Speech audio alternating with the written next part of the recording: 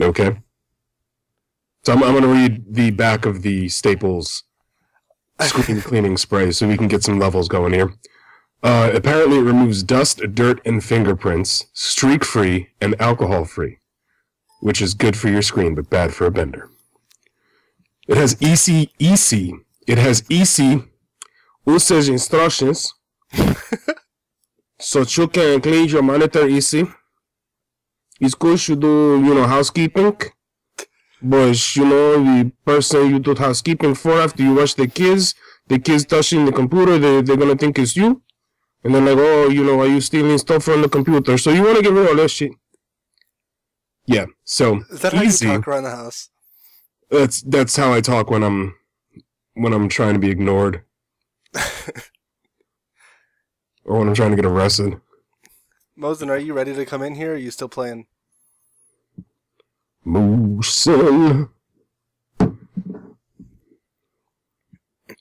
We are 3 minutes till we're live, and we have a anonymous viewer, and they better say what's up. Hello, anonymous viewer. Ready, sir, and madam. Who the fuck? I guess I'm the madam. God damn it. Yes, you are. Yes, you are. I don't know, you were just the house cleaning lady, so that's not a good start for you either. Why you gotta be a woman to clean a house? Hang on. Oh god. My audio settings. Holy shit, she's in the Matrix. Wait, why are we getting an echo here? I have no idea. You got an echo because my fucking Skype was routed to my speakers and not my headset, and I completely forgot. Good job. Good job. She left her Skype on so she could do her little... Never mind, I'm not gonna get into it.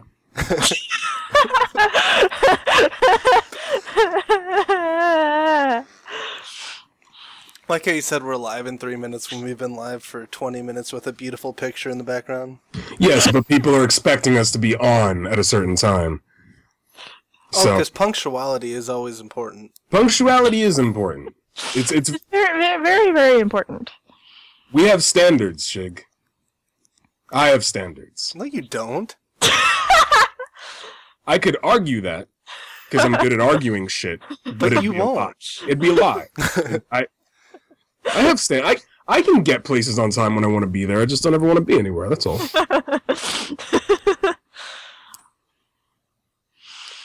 All right. So how'd practice go, Mosin?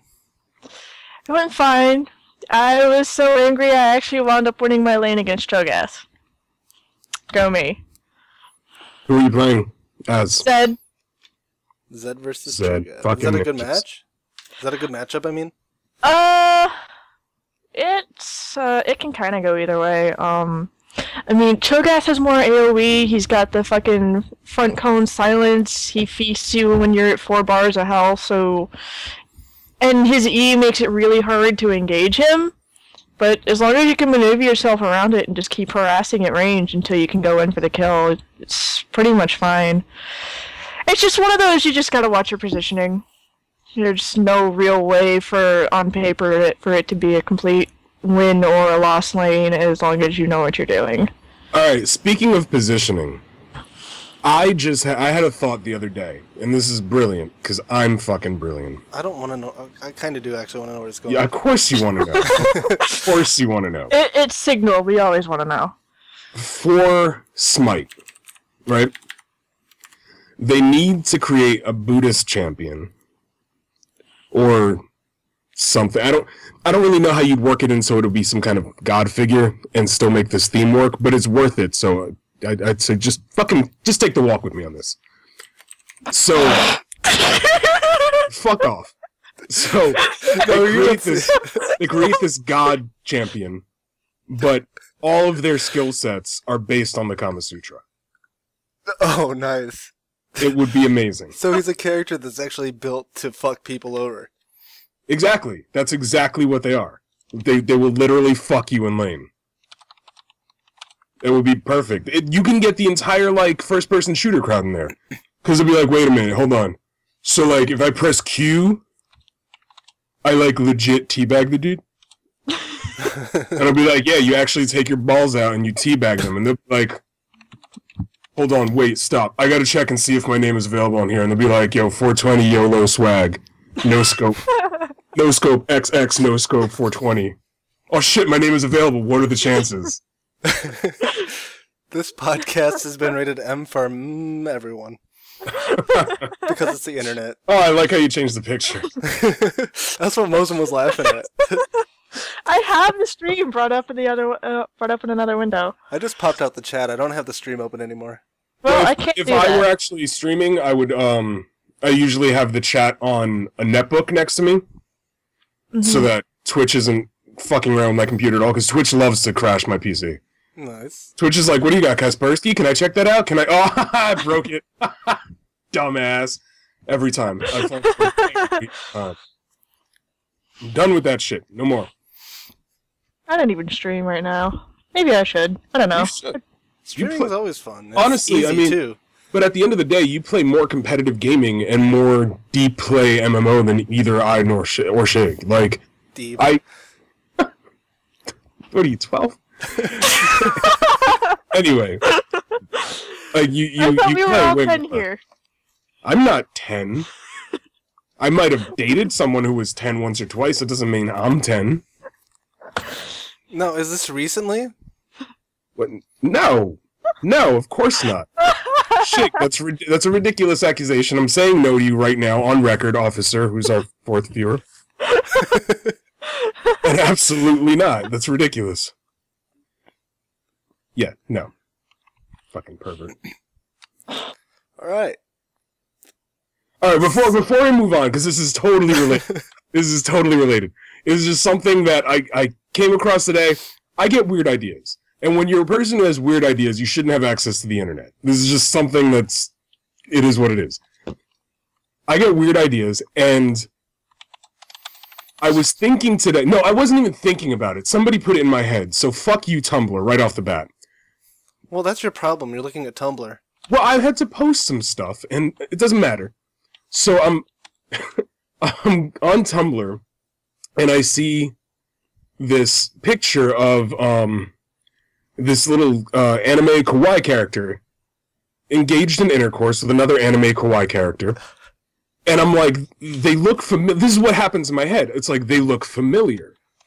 Why do I know these characters? Because I don't watch that kawaii anime stuff. You know, that's fucking weird. But then I realized that there were League of Legends characters. One was Evelyn, and one was Misfortune. Okay. And I looked at the tags. And I don't know what... the devil took over my hand. Because I clicked on the tag that said, LOL Hentai. Oh, no. Because curiosity got the better of me. So I clicked on it, and the first link that pops up is there's a website dedicated to League of Legends hentai. Of course there is. No. League of But Legends you is need to the understand. most popular game in the to fucking world understand. right now. This isn't some website that has hentai and there's a League of Legends section. I believe the website was called LeagueofLegendsHentai.com. And you know, I bet those guys are fucking rich. Here's what fucked me up. My curiosity, again, is not to be baited, so I clicked the button. I clicked the link. And there's a champion select, just like League of Legends. Oh, no. And is it up to date? Well, I don't know, because I couldn't get... I didn't click any of them, because I couldn't get over the fact. Apparently it was all... but here's the thing.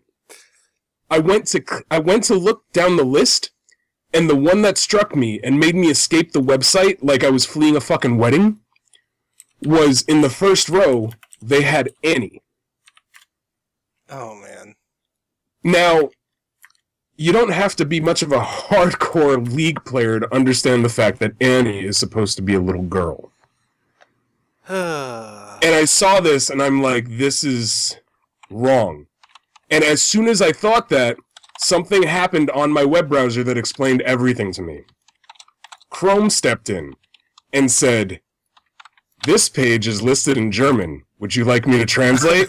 And I went, it all makes sense. Of course, there's a German League of Legends hentai with little... I hope none of our I hope one of our two viewers aren't German. Well, maybe that'd be a good one. Can you guys explain why you like Annie? Yeah, if you are, you need to hunt down whoever did this site, because I want to have a conversation with them that is reminiscent of a scene from Pulp Fiction, because that shit is weird. And I know weird, and that's just, why? Why are you doing, no, I don't want to... We're not going to do League of Draven right now. Fabulous though he is. It's not Draven, it's Draven. Draven. Well, that picture is accurate to what you saw. Isn't that what Germans are into? What? Do you know how much stuff would have to be in that picture? It's like what Germans are into. Like, honestly, like there's. You know what? Let's just change this topic because I'm gonna go too far in depth with this, and I'm gonna end up discussing things that expose parts of my particular brand of living that just the rest of you don't want to fucking know about. So let's just find something else to talk about. How about that LCS series? Woohoo! I haven't watched any of it. I didn't catch. I caught the first day this week. The last game of day one was really good. I haven't caught anything from yesterday, and I didn't catch any of the European today. But I really like what they're doing with that. Like, as I have like a qualm with it though. The whole idea of Major League Gaming, not the website, but just esports in general. Mm-hmm. I like it. I love following sports. I love video games. I like a lot of competitive video games. It should be a perfect marriage. The problem exists that there's an organization that oversees baseball. Yeah, that's exactly the problem. But nobody owns it. You know, there's not a group of people reaping profit who can just step in and say, well, we're turning off the servers on baseball. So if you'd like to play a baseball facsimile, you're welcome to play Baseball 2, the Baseballer. Yeah, they need a group of people that will fine League of Legends players for acting like complete dipshits live, just like they do with baseball players. Well, no, what they need to do is, and it sounds weird, but what they need to do is they need to find a way to create an open source competitive game that's on par with any of the stuff that's actually out there. Mm-hmm. Because unfortunately, with one company, it doesn't matter how transparent the company is or how, you know, I don't even know what the word I'm looking for is, how generous, I guess, the company is. You know, fucking Valve owns Dota, and I mean, if there's a sweeter company on the planet, you know, a company I would want to watch my kids more, I haven't heard of it. But at the same time, one company shouldn't be able to dictate a competitive sport like that. And then what happens is you have this company dictating rules that directly benefit the company's bottom line.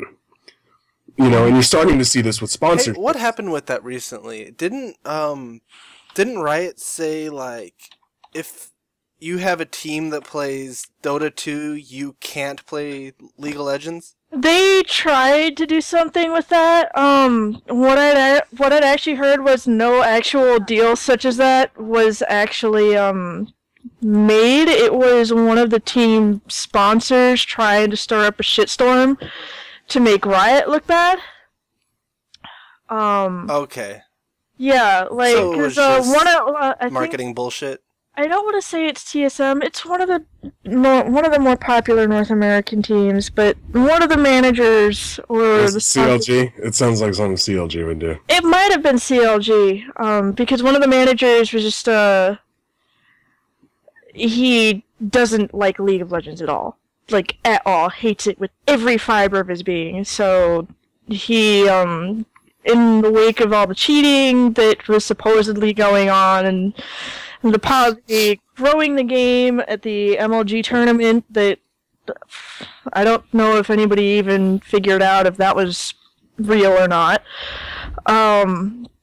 He thought he could stir up a shitstorm, and they caught him on it. I don't understand. I will never understand. I've been trying to figure it out since League came out. I've been trying to figure out why there's such a ridiculous animosity towards League. I can understand an individual not liking League of Legends. That makes perfect sense to me. I don't understand a community getting at the throat of another community when they're not even part of the original community, and they don't they don't really overlap. I can at think the end of the day. one instance where it's okay to lash out at an entire community. Which would be what? Bronies. That's not fair. Bronies are the internet gaming version of juggalos. I don't want to get into them. Yeah, we need to save that for our 4th. Besides, where would we get all our fucked up My Little Pony porn from, if not the bronies? Hey, that shit is amazing. From fucking Germany and Japan. I don't even know if Japan does that shit. Of course they do. Of course they do. And you know what? I guarantee you all the ponies have tentacles. It's just they all have tentacles. Their tails are tentacles. Yes.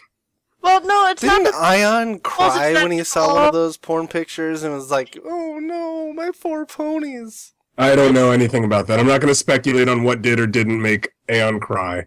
Well, because I could be here all day. Well, that wouldn't be a conversation. We'd just be listing shit off. He's ever had? No. When Aeon's here, I'll be more than happy to go over what has and hasn't made him cry. Fair enough. But I will not harass him. I will not harass him in the future.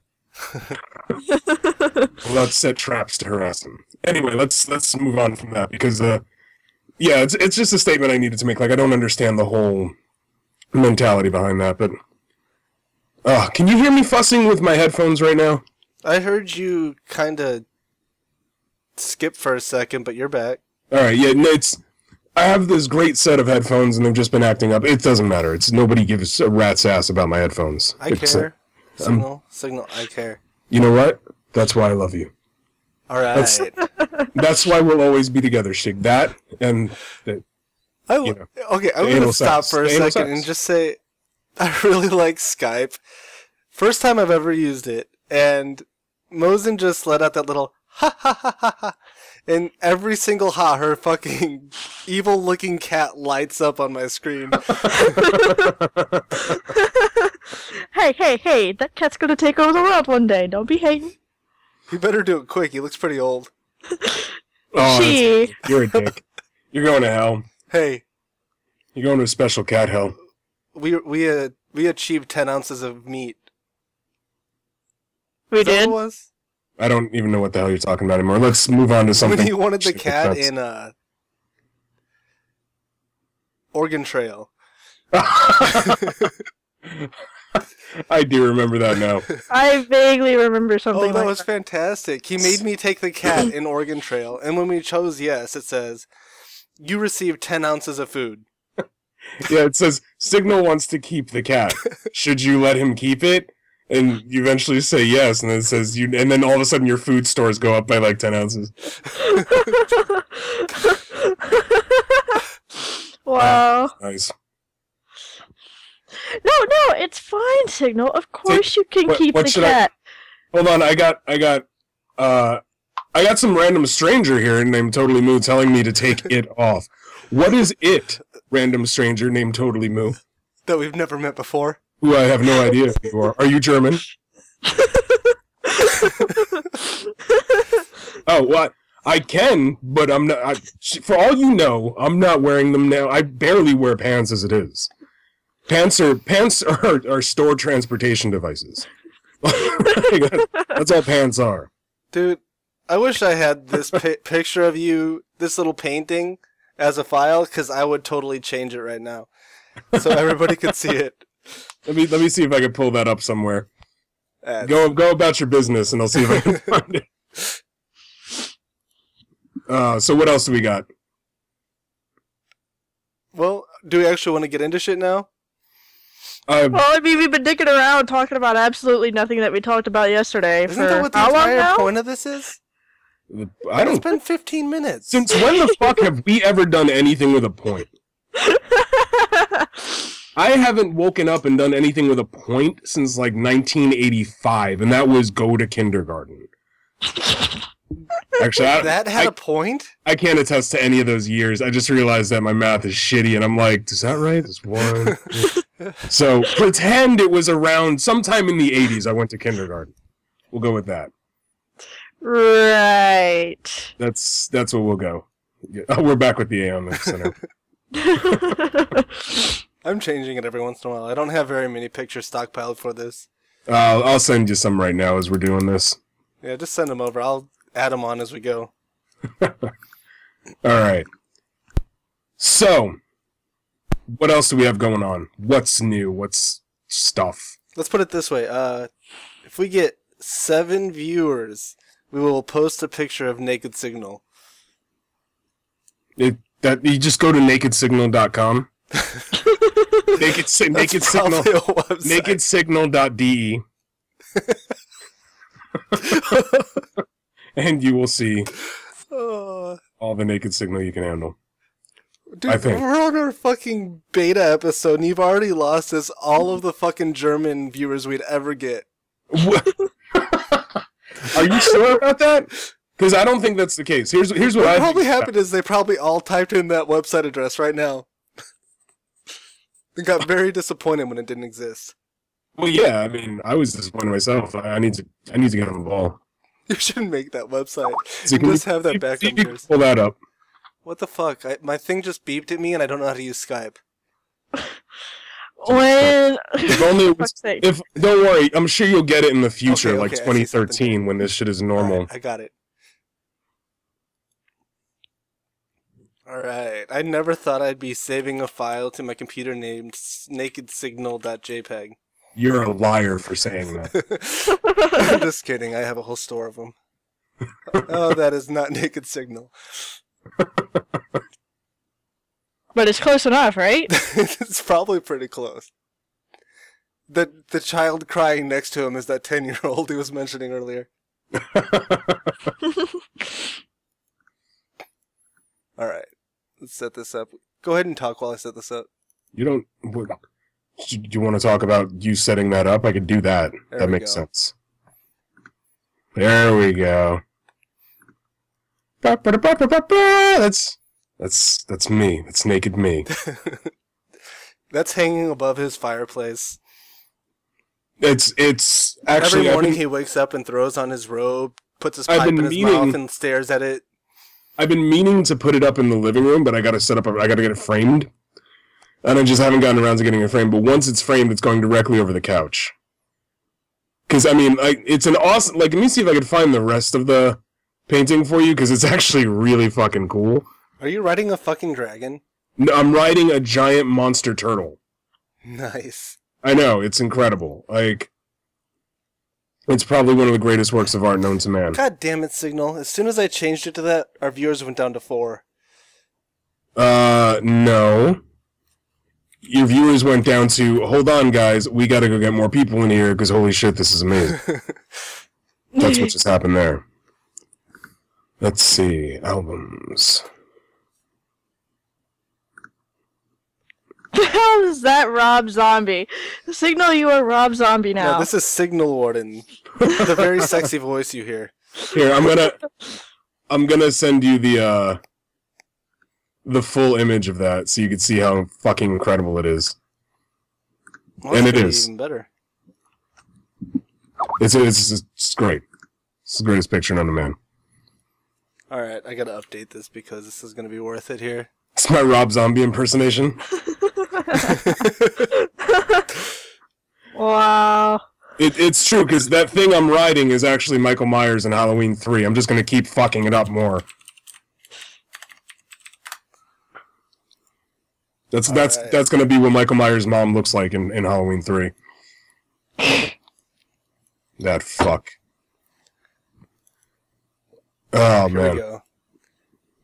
Oh, you got it? There There yes. we go. Yes. See that? It's amazing. I'm riding a giant monster turtle. And I noticed the very sexual tongue on it. What are you about to go do? I'm about to ride that thing into Germany on start my world tour. I'm going to Germany, and then I'm riding the turtle to Japan. We're going to destroy everything. And then from Japan, we're going to go to Brazil. The turtle's going to want to stay because the turtle is an animal, and he's seen what they do to animals on the internet in Brazil. I'm kind of So- wondering if there's a spike missing right where you're sitting. That was not an accident. It was not. And also, mind you, this entire painting, you see like the green hues in the corners. That's just my camera that's catching shitty lighting. This entire painting is done in black and gray with the exception of the apple coming out of my forehead for no good fucking reason. My rosy cheeks and my... What the fuck is with that? It's like a Moogle pom-pom except for it's a fucking apple. Yeah, it's just... That was... They decided at that point, Paul was like... I don't know if it was Paul... Yeah, it was Paul's idea, and then Tim just started going crazy with it. He's like, yeah, I want to make his nipples pink, too. And it's like, I'm right here. Like, is it above my pants? At least. Well, but the best part about this was done in a live painting during one of the gallery openings. So it was a live painting, and people were watching it being painted. And they would turn around, and I'd be standing there. And they'd look back at the painting, and then they'd look back at me, and then back to the painting, and then back at me, and I would just have to look at them and say, yeah. That's me. Yeah, that's me. So it was sad. Because they were wondering why there was a naked guy riding the turtle, and then they felt uncomfortable because the naked turtle riding man was behind them. But anyway, that's neither here nor there. Let's move on, and while you're doing that, I will find another picture that I know you're going to want to put in here. Well, let's get straight on and pick on Mosem for a minute. What? Yeah, let's hear it. Like, what have you been doing this week? She got crazy scared. Like, shit. She was like, what pictures do you have of me? So what have you heard? It wasn't me! Anyway. It was. No, it wasn't. So anyway, what have you had going on this week? Not a whole lot, really. Just lots of League of Legends and lots of Guild Wars. Been on a losing streak. Yeah, I experienced part of that the other night. Did you guys lose that game before or after I left? Was that before or after? Did we lose a game after he left? Yeah, actually, I'm going to go so far as to say you didn't lose a game while I was still there. Well, no, we exhausted all of our losses in Smite. I'm not a mathematician. I'm not a statistician. I'm just saying, if you look at the numbers, the ratio of me being in the game versus the ratio of me not being in the game, the wins and losses pretty much speak for itself. You know, I wish I had a short clip of you playing Ra yesterday and screaming constantly. That's because I was screaming with the wrath of the sun while I destroyed and smote my enemies. I like how you guys went from, we're gonna pick on Mosen, right back to picking on each other. Nobody's picking on anybody here. I'm pointing out math, and Shig apparently has a problem with math. All I'm going to say is that after you left, I stole someone's pentakill on purpose, and it was fucking great. Oh yeah, that I heard about sucked. This. And Sona, she steals my pentakill. Welcome to my world, asshole. That's what it feels like to have. Okay, Signal. Okay, it wasn't like I was sitting there, Soraka, star calling every kill Kate could have gotten with her ult. It wasn't like I was trying to do that. I saw him around the corner, you just walked out of the quadra, and just the thought in my head, this is too perfect. I can't pass this up. The thought was, I'm going to ruin his ridiculously low chance of this ever happening. Okay, Signal. He could have just ever boomeranged right into the bush and killed him, but he didn't. He waited for him to walk out of the bush, so I queued him. My cue wasn't up. Anyway, I wanted to show you something really quick, Signal, because this picture actually reminded me of something I saw recently. Okay. Let me add it here. Because I'm about to compare you to Jesse here. And how long it took him to get this picture made compared to you. Hold on. Oh, I have a folder on my computer. And back again. And this. And back again. There it is. I'm a legend. The renditions of me are substantially greater than the renditions you find of Jesse Cox. I have a folder on my computer that's just of pictures of me that people have drawn or painted. Like, it's ridiculous. I don't know what it's like some kind of weird art world version of what was that dumb blonde bitch? I'm kind of scared what might be in there.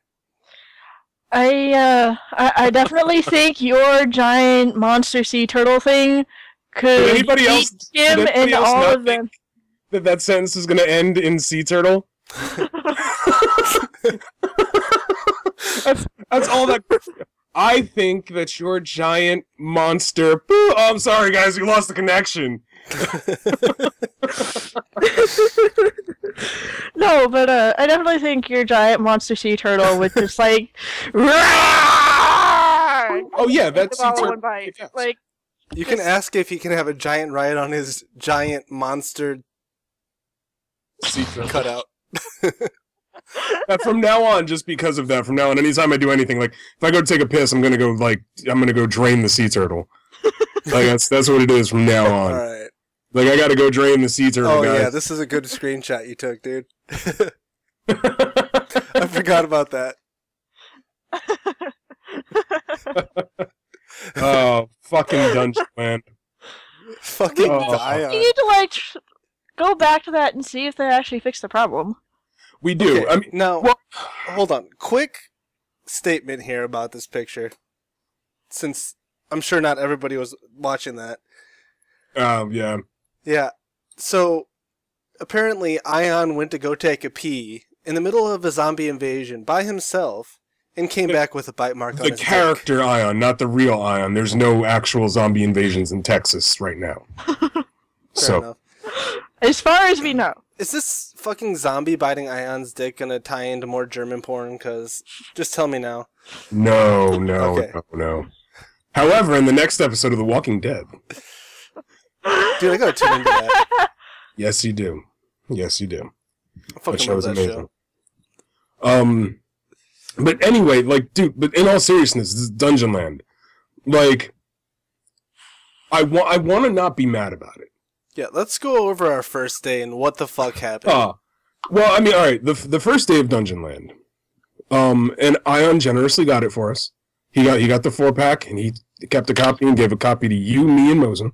What's really funny is how he had such a hard time finding someone to give the 4th copy to, when constantly we were like, give it to Mosen. Give it to Mosen. Well, you know what, Mosen, I don't know if you're aware of this, but Mosen P's sitting down. Yeah, and that means she can't play games, apparently, even though she's the most competitive gamer here out of all of us. Well, it's just that, you know, I think that in the back of his head, there was a fear that a certain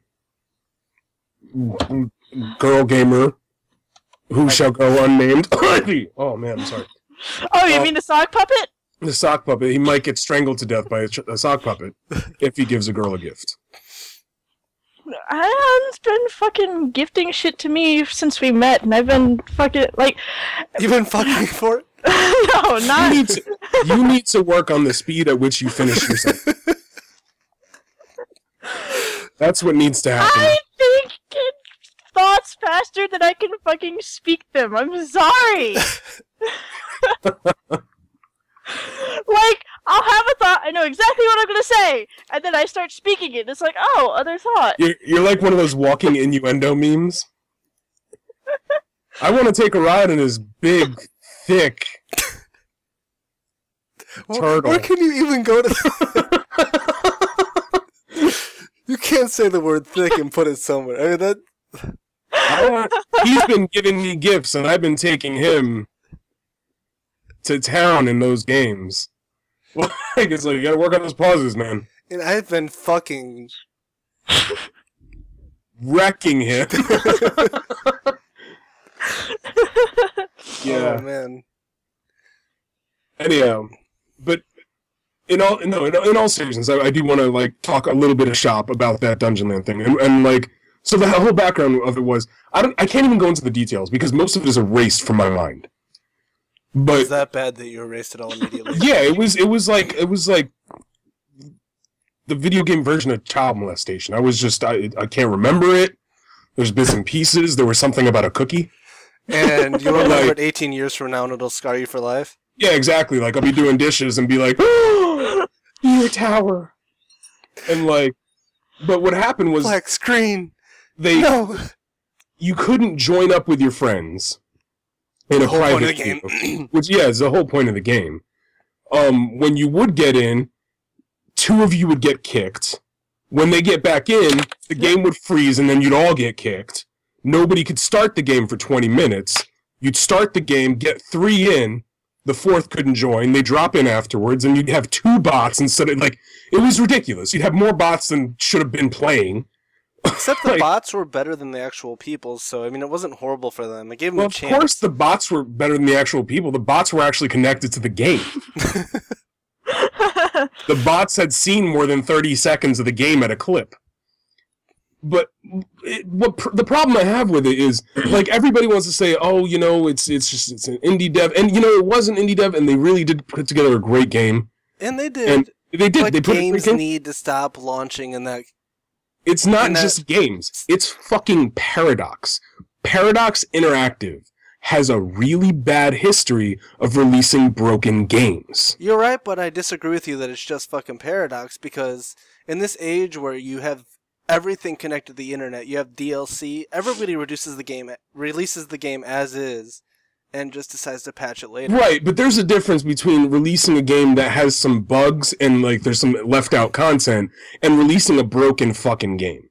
And Paradox releases broken games. And anybody like better than Dislike Contact. I disagree. Because, like, if there's DLC, I'm pissed off because they kept part of the game from me, but at the same time, I can still play the game. Where you look at what Paradox is doing, and it really pisses me off because they're releasing Empire soon. I think it comes out like really soon. Oh yeah, and hold on, let me check on Steam. Keep talking. Yeah, I'm like really interested in Empire. You know, there's been no solid Dungeon Keeper games for a long time. Like everybody's keeping their fingers crossed for Dungeon Keeper 3. Good fucking luck with that one. But Empire actually came out yesterday. Okay, there you go. Yeah. See, I won't touch it until 14. I start seeing reviews. I won't touch it until it's Valentine's Day. Until I start seeing Paradox? Yeah, that's a Paradox release. And is that the reason you're not buying it right away? Is because of your experiences with Dungeonland and Magicka and shit? Well, not just Dungeonland and Magicka. Paradox is the same fuckers that released Gettysburg Armored Warfare. And I don't know if you had any experience with Gettysburg Armored Warfare. It was the most broken fucking game I think has been released in this past decade, maybe more. Is that the real-time strategy war game? Yeah, it was the real-time strategy civil war game, but like the whole premise was that somebody went back in time and gave them modern weapons. Well, that's just stupid. Never mind. Keep going. Well, the premise isn't bad. The premise is actually kind of cool. It's hokey. It's supposed to be hokey. It was supposed to be dumb. Like, that's the whole thing. Once in a while, you just want to play a fucking hokey game. The problem was the fucking game was broken. And there was no tutorial. And when I say there's no tutorial in the game, I don't mean there's no tutorial level. I mean there's no instructions as to what buttons do. You can't even open, like, a control menu? Right. There was no, like, function keys, nothing. Nothing. So, I don't know if anybody's played a substantial amount of fucking RTS games, but you kind of need to know there's a lot going on in an RTS game.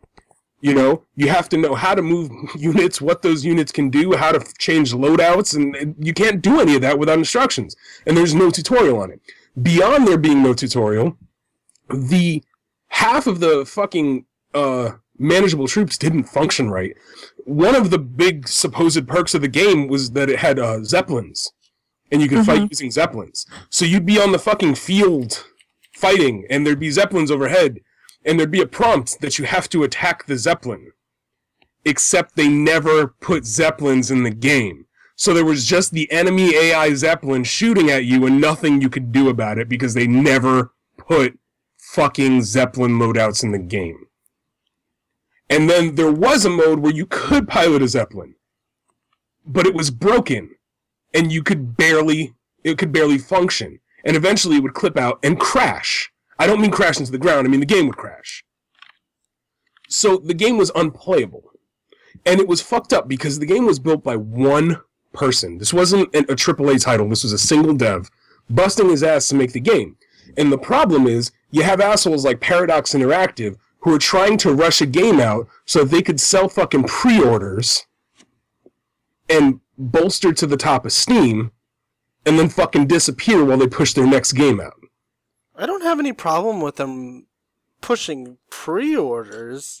Well, what does that have to do with it? See, the thing that with pre-orders is, I guess especially in a place like Steam, is it's not so much a set-in date for like when you're going to make the most money. Because at that point, it's like, well, we just wait for Christmas, because it's where... No, I'm in a set-in date, because that's where it's around the holidays that developers tend to make the most money off of their games, in the first couple months after release.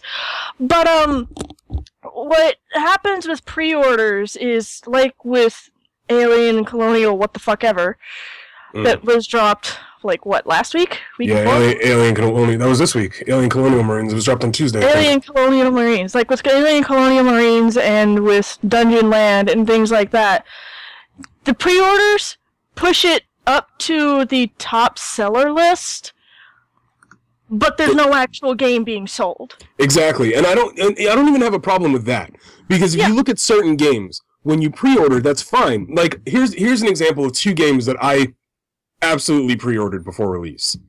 MechWarrior Online and Hawking. And do you know why I was okay with that? Because I'm playing both of those fucking games right now. You know what you're getting. Exactly, there's no fucking curtain that they're hiding behind, being like, it's gonna be a great game, you're gonna love it, just give us your money right now, and I'll tell you what, when it comes out, boy, it's gonna blow your fucking socks off. Nobody's doing that with these games. They're giving you legitimate games. A lot of games are doing that now, actually. You know, like saying, "Hey, pay to be part of our beta test. Then you can get it when it comes out." And that's fine. But at that point, you're able to get in and experience the game. Exactly. Like, if at any point in time you have a chance to play the game before the pre-order, then don't feel quite as concerned, unless it's for like I want to say, like, unless it's for a major title that you're very, very familiar with and can find article reviews about, like something like Pokemon, with X and Y coming out later on in the year. They're already releasing their lineup and all the different gameplay stuff that you can find. That it's Pokemon. You know what you're getting into. And it's a formulaic game. Like, they're going to change it up, it's going to be third person, but at the end of the day, the gameplay is going to be the same. The mechanics are going to be the same. You know exactly what you're getting into, so you're fine with pre-order. But you have Aliens, you have Dungeonland that are done in such a way, it's like, oh no, we promise it'll be fine right when we release it. Don't worry, guys, it'll be okay. Hold on, I want to touch on this for a minute. Ion, or Signal. Oh, you motherfucker. I was watching Ion die in Dungeonland, sorry. I'm gonna watch Shig die in fucking person in a second. Go ahead. Anyway. Go ahead. You were telling me about how Colonial Marines did horrible. I just want to point out, I don't know why, it's really simple. Aliens, Colonial Marines. I have not heard a single fucking person in the past 2 weeks be able to say, Aliens, Colonial Marines. Nobody, it's every single human being that has uttered the phrase. And that's how fucking broken the game is, you can't even say it. It's like, people are like, yeah, no, it's that like game. He Who Shall Not Be Named. Yeah, it's like that game, Aliens, colonoscopy, Mariners. It's like, yes, I loved Alien Colonoscopy Mariners, they were great. Have you been you watch a lot of the fucking YouTubers and shit, you watch a lot of the good videos, what are they saying about it? Why is it horrible? What happened? Well, one of the things, here's the thing, there's two different problems that the game has. Three, technically, but there's two major ones that, like, really cause it to be a problem with purchases. The first one that people are having a problem with is visually. Compared to the demo that they had released, the game doesn't match up. And there's certain points where I'm like, it's not a big deal. Everybody, like, if you go back and compare the video footage of Far Cry 3 when it was released at E3 and compare that to the video footage of Far Cry upon release... Don't they clearly have stated on the bottom not actual gameplay? Right, Did Colonial Marines not do that? No, here's the thing. Like, with Far Cry 3, it was gameplay. They were playing it live on stage. However, when they do these demos a lot of times, these games are optimized during build for really high-powered machines, and then the graphics are scaled back later. So that's slightly understandable to me. Did it really look that bad? Because this situation was pretty fucking extreme. Like, it was really bad looking in comparison to it being amazing. Like, it wasn't like they pulled it back a little bit. And it was like, oh, it's not as crisp. Like, that's what happened with Far Cry. Like, Far Cry looked amazing, and then they pulled it back a little bit, and it's like, it's not as crisp, and there's not too many texture details like there was in E3. Far Cry had good gameplay to back it up, though. With this, there's certain parts where the wall textures, and I shit you not, the wall textures look like they came off a fucking Nintendo 64. Like, it's that bad. But what makes it worse, and this is Did they put all the focus in the characters' textures, or is everything bad? The Marines are the aliens are kind of shitty. But then there's outside environments that look fucking great. But the interior looks shitty. I can't really explain it. Like, it's weird. I mean, there's reasons for it. I'll get into why that happened in a minute, but, like, one of the big problems that everyone was having with the game is there's cutscenes in the demo. And one of the cutscenes, for example, I'll give you two examples. One of the cutscenes was they walk into a lab. And when the Marines walk into a lab... Joke. Yeah, so a rabbi, a priest, and a... and an alien. A rabbi, a priest, and a xenomorph walk into a bar. But what happened was, they walk into this lab, and there's a facehugger there. And the cutscene has this thing where the guy goes, you know, what the hell is that? And he pokes at it, and it twitches, and they're like, oh shit, and they draw their guns, and the facehugger flips over and then runs off the table. And then they go into the lab in the actual released game. And do you know what happens? Yeah. There's no cutscene. As you walk by, it focuses in on one of the facehuggers. The facehugger twitches a little bit, and somebody goes, what is that? And then you keep going. So there's another. They made it look like it'd be like almost an alien movie experience, and then they just made it a straight. It's there's Call of Duty clone. Kind of. There's like, well, I can't even say Call of Duty clone because it's not on par. But like, here's another example. Like, there's a scene where in the demo they show this guy who is held up on the wall with like the xenomorph cocoon. And he's just dangling there, and he's like, help me out, and, you know, do this great cutscene, the guy pulls out his knife and starts cutting away, you know, the little xenomorph symbiote shit. And, the guy's talking to him back and forth, you know, it's this really awesome scene where he's cutting through all this stuff and peeling it back. And, then you hear something, and the guy looks, and then all of a sudden the xenomorph comes in from the wall. That same exact cutscene, so it was a cutscene in the release game as well, consisted of the guy who looked way shittier than the cutscene in the demo, which is fine. I'll take that.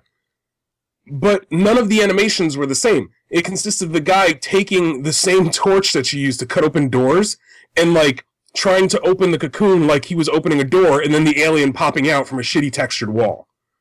Like, that was it. Why would they do that? I'm trying to wrap my head around that. And there's one more example I can think of that was just as bad. And it was the other example...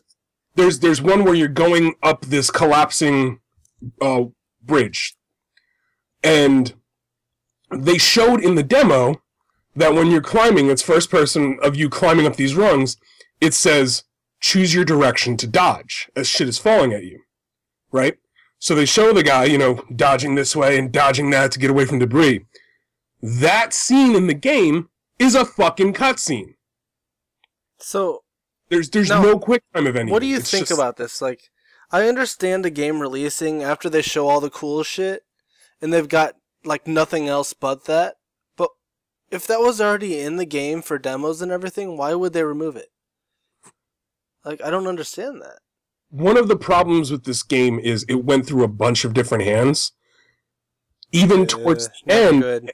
And the part that I think everybody was being shown in the demo was the part that was released, that was going to be released, is going to be released for the Wii U.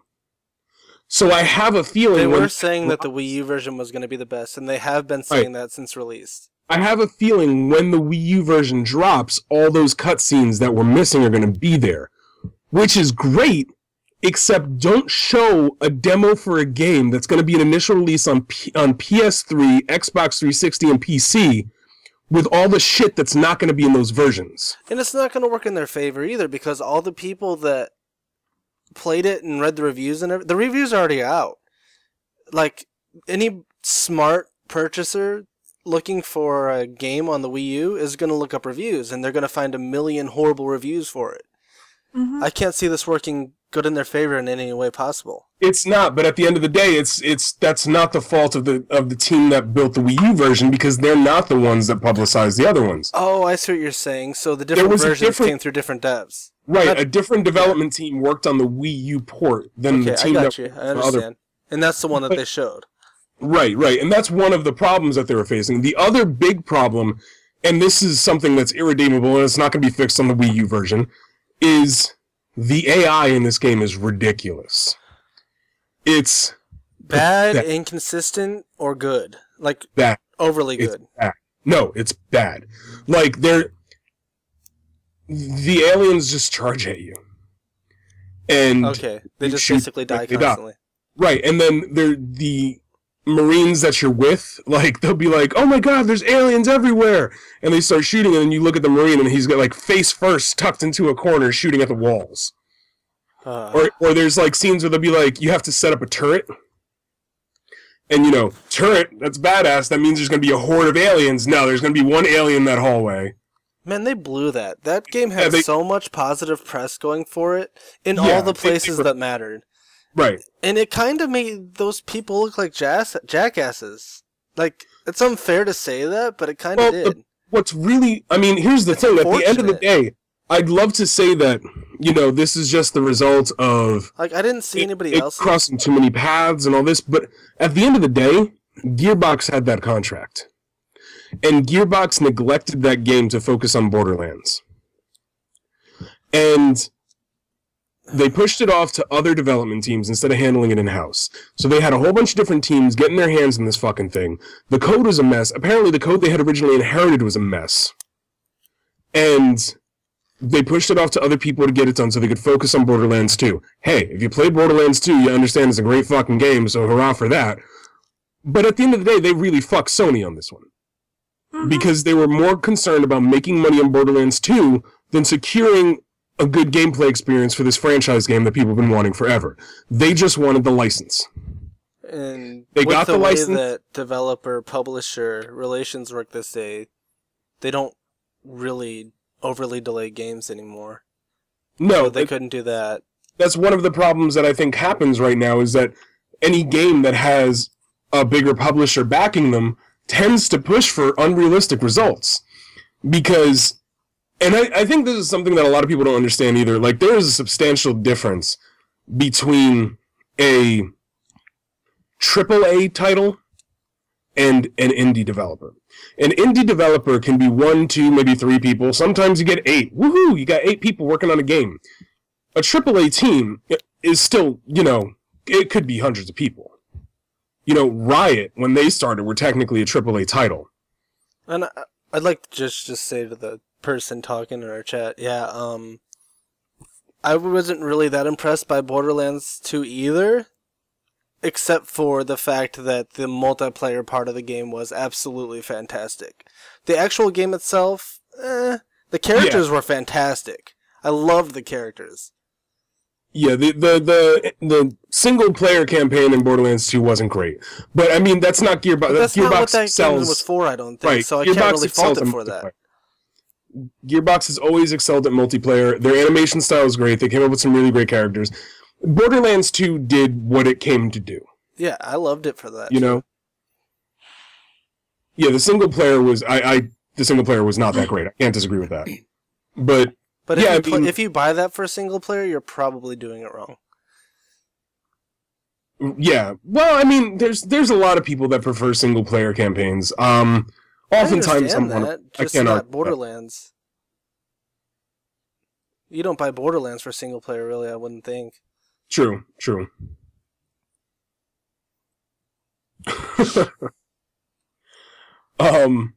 So, back to what I was originally asking, though. Right. How did the YouTubers like Angry Joe and stuff take it after they were caught on video basically saying how good the game's going to be? Well, here's the problem. Here's the problem. That game was released with a press embargo. So the multiplayer and everything in Aliens is a step backwards. But yeah, that game was released with a press embargo. Nobody... There were early release copies of it, and I think the earliest that somebody got it was like a week early. But there were early release copies of that game, but there was a press embargo on it, and nobody could discuss it until it was released. Well, he didn't. What he didn't say, it will be good. He said why I think it will be good, stuff like that. Oh yeah, well they all came out and expressed their disappointment. Okay, yeah, I haven't been paying attention. That's what I was originally asking. Yeah, well, no, there's nobody. The only people that are defending this game are, and it's nowhere near to the ridiculous extreme, but the only people that are really defending this game are the same people that are defending stuff like War Z. Are the same people that... Don't bring that one up. But they're the same people that defend shit like that. The same people that are defending these broken releases because they put money into the game and they want to justify that money. And I'm not going to get into it because everybody and their mother has gotten into like why people justify this shit, but those are the only people that you see arguing about that on any of the forums or anything. It's always like, oh, well, the game is really good for this, and it's like that. It's like, look, at the end of the day, on every level, Doom 3 was better than this game. And did what this game tries to do better. Yeah. And even if you want to play this game, because you're a huge fan of the Alien franchise, like I am, you're still going to get fucked because they fucked up the history of the game too. They fucked up the lore in it? Yeah, there's all kinds of fucking... Yeah, they ruined it. That's sad. So it's just... They basically... It's like they had a checklist, and they went through and they were like, alright, well, I mean, we're Gearbox, so we do multiplayer. Can we get that? No, fuck the multiplayer. Alright, fuck the multiplayer. What about the graphics? We got these great visuals. The fuck do they need visuals for? Alright, fucking no visuals. Alright, we got the single-player campaign. No single-player? Alright, fuck that. Well, I mean, there's Aliens fans. They've been waiting for this for years. Do you want to make them happy? Fuck them, too! Alright, so the only people we got left are... there's an autistic kid in Illinois who still wants this game. So, you know, Timmy, congratulations to you. For Alien Marines. Gearbox loves you. Like, honestly, like that's all they could do. Like, there's nothing else that they really. It was a cash grab at the end of the day. They threw the money out wherever they could get it to get somebody to create a product and bring it back in and say, look, we have this game. It's got great box art. Go buy it, you fucking idiot. And like idiots, people did because it was number one on pre-orders. And I'll tell you what, if it weren't for the fact that I have been burned so often so recently, I would have probably pre-ordered the fucking game too. So like, I just don't pre-order $60 games anymore. You can't. It's they keep like when you have reliable developers like Gearbox that are being this fucking inconsistent, you can't do it anymore. And the only games I'll pre-order are indie titles because for multiple reasons. One, usually they're way under cost of these fucking overpriced games that you're getting from major devs. And two, I love helping indie developers. Like, so, you know, I would much rather put money into their pocket for games that are fresh and different than pre-order a game by this huge company who can't fucking fail. Well, I'm convinced that that's basically where the market's going to be going soon, at the rate it's going. See, Mass Effect 3 was great. Too many indie games have been above and beyond everything else lately. And I think people are starting to realize that too. Well, like, a prime example of it is, like, the last major title that I pre-ordered was Diablo 3. Oh my god. And I'm Me sorry. too. Me too. I don't know if you guys remember, but when Here, you were all 37. playing, Diablo 3, I hadn't played it. I just hadn't gotten around to it yet because I was having problems with my video card. By Yeah, the I remember time that. I got around to downloading that game, I didn't want it. Because I was so fucking disgusted at the shit they had done to this game when everybody knew what they were telling Blizzard what they wanted, and Blizzard was like, "You're absolutely right. That would be the perfect fucking Diablo game. But we could make more money doing this." So Don't they do that in WoW too? Like every I don't- expansion pack. I've played an hour's worth of World of Warcraft, dude. I am. Okay, then I'll get Well, into the this. thing real with quick. WoW, I'll get into this real quick. is that it changes every time they add something new to it. They just change the game, so it was not the same game Well, that when they the- released 7, 8 fucking years Yeah, ago. but when the expansion came out, like they started doing this with Wrath of the Lich King, which was 2 expansions ago, where they make the game really difficult at the beginning, and people praise them for it. They're like, "Oh, this is amazing. This is so much more difficult. We actually have to be skilled. All the whiners can go the fuck away." And then they start to lose subscribers because all the people that are bad at the game start unsubscribing. And after basically telling everybody, "Go fuck yourselves, we're not making this easier, stop whining," what do? They nerf the shit out of everything, get all their subs back, and act like nothing never happened. And they But do can that you- with can you blame- every single expansion. But can you blame Blizzard for that? I mean, I don't think I could have blamed Blizzard for that a few years I ago. don't want to blame When- Blizzard for it. I want to blame... I don't know, it's kind of like... But it's just a few It's years kind of ago like there a kid weren't. that's throwing a tantrum and they're giving them their way. Do you blame the kid or do you blame Blizzard? Well, you blame the parent. If someone's throwing a tantrum, whoever the fuck is responsible for the person throwing the tantrum needs to learn how to deal with that shit. Okay, so Like- Blizzard needs to deal with it better. Exactly. Like, that's Instead of- Blizzard's fucking problem. You know what? As much as Riot pisses They me off, should I have will added- fucking pat Riot on the back for being like, our community sucks. We need to do something about it. Did they fix it? No, they didn't fix They it. But did tried. they slow it? Yeah, they slowed it. They gave it a shot. You know? So if your problem doesn't happen to be fucking ragers and trolls, but your problem happens to be fucking tryhards who get really pissed off whenever something changes, then you need to figure out how to deal with that. You need to figure out where your bottom line is and compromise. And I don't blame Blizzard for making these changes because of the fact that I a think few years ago they didn't have the level of open, high-profile competition that they do now. Right now, if you look at what Blizzard has to deal with in the market right now, they have to deal with Star Wars: The Old Republic, which we all know how that went. well, they went free to I just- play and then got Also, horrible. since I brought it up, I will a giant middle finger to BioWare on their free-to-play model on that one. Thank you for fucking everyone over. I hate your guts. You got to deal with Secret World. They got to deal with Guild Wars 2. They got to deal with even lesser games. They got to deal with Terra, which for some reason people forgot. I think Terra, actually, I think it's supposed to be going free to play if it's not. I will free to play that now. game if it goes free to play. I will play that game a lot because Well, I what's- really Well, like the the one thing combat that I system, heard but I about can't pay Terra, $50 for it. Yeah, the thing that I heard about Terra was, you bought the base, you bought the base game or you fucking got in or something. I don't I remember. think I own the But game. what happened is you could earn in-game tokens and things that you could use to pay your monthly subscription. As long as you continued to play the game and earn these tokens, you could turn them in to pay your monthly subscription. Just Have pay you your guys subscription. seen the armor models in that game? I haven't had a chance to really get into Terra. I have not. Alright. I'll pull something up in a minute here. This will be fantastic. Keep talking. Right. No, because I mean, there's Wait, just is this the game that has all the fucking underage girls in panties? no. That's oh, what the hell is that's a new one. I cannot remember what it's called. They just released something new about it today. I know which one you're talking about though. Okay. One of the Terra races is a little girl, but I don't know if they're scantily clad or not. I don't think they No, are. that's not what she's They have a talking about. specific race that's scantily clad. Because I remember there was an MMO where they had to like change it too because they received so much negative flack for it.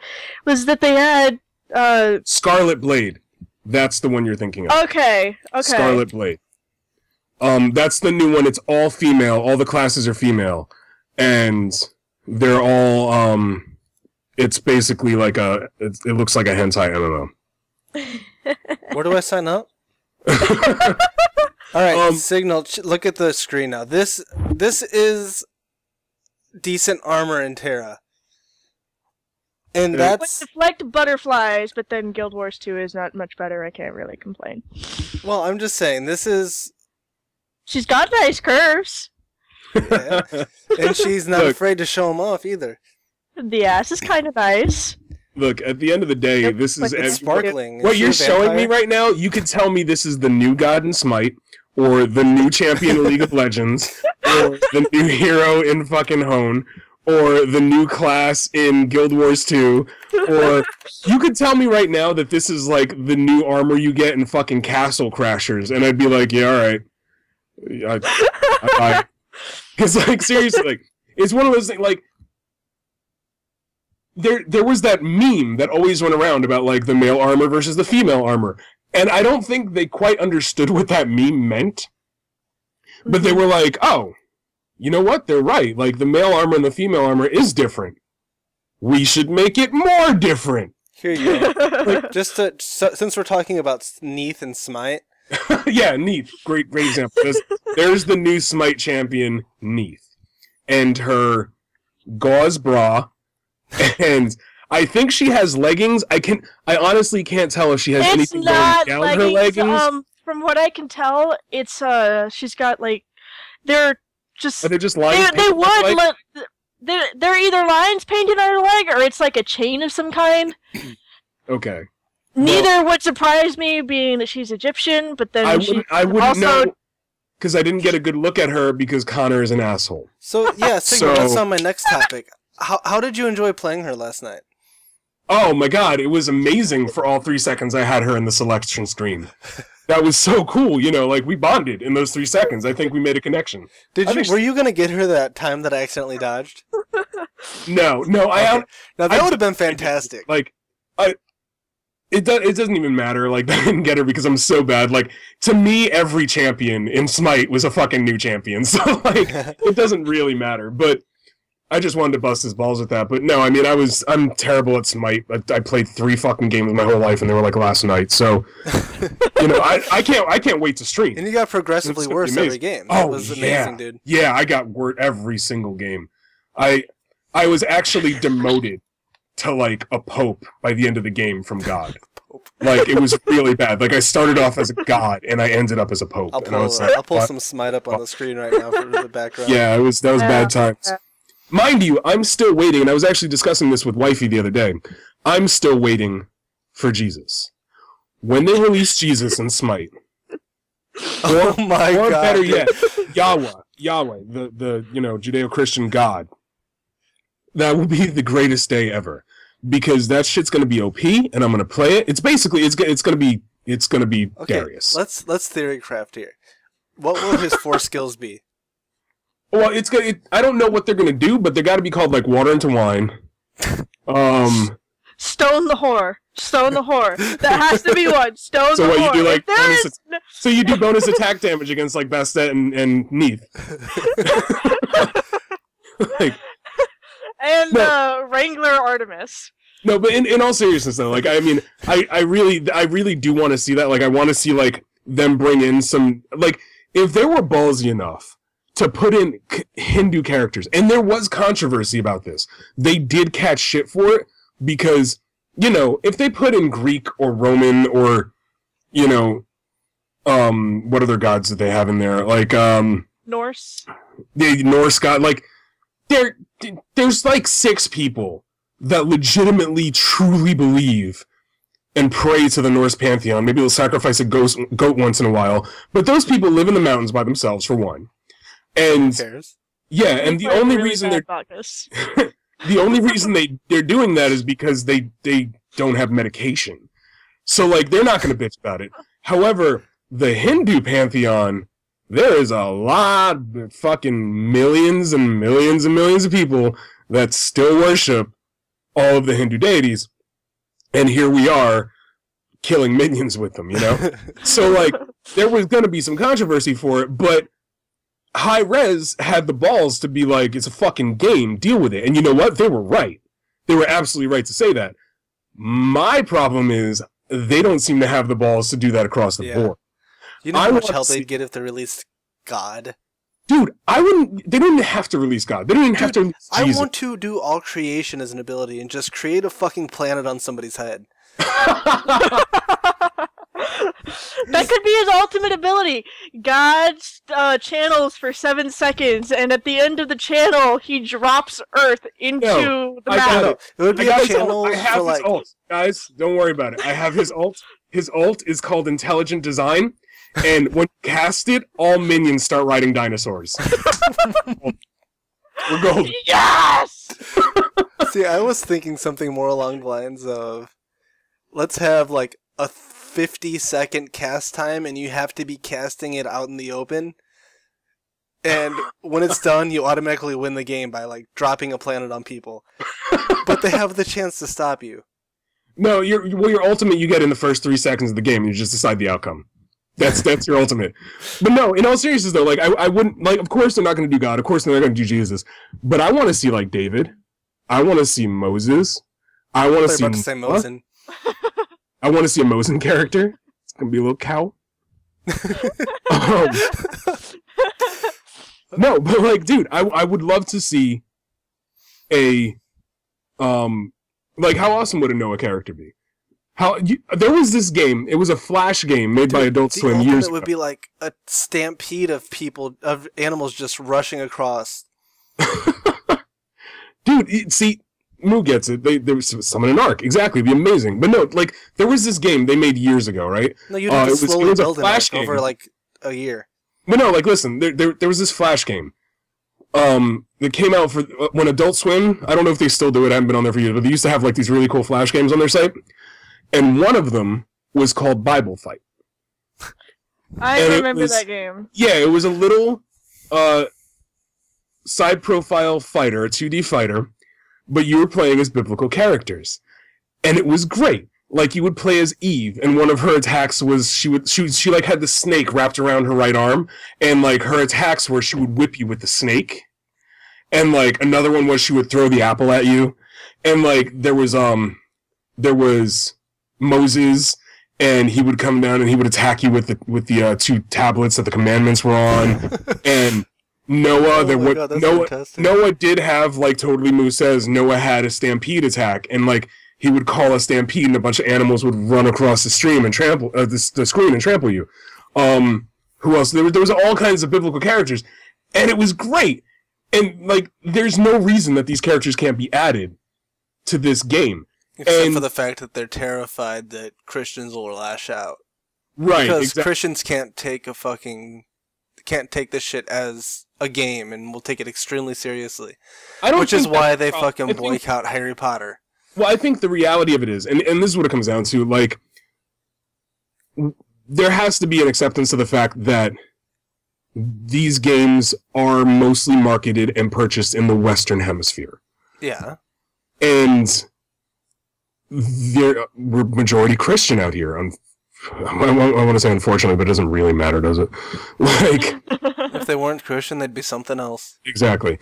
So, you know, we have to accept the fact that they're going to tread lighter on the majority religion that presses down on them.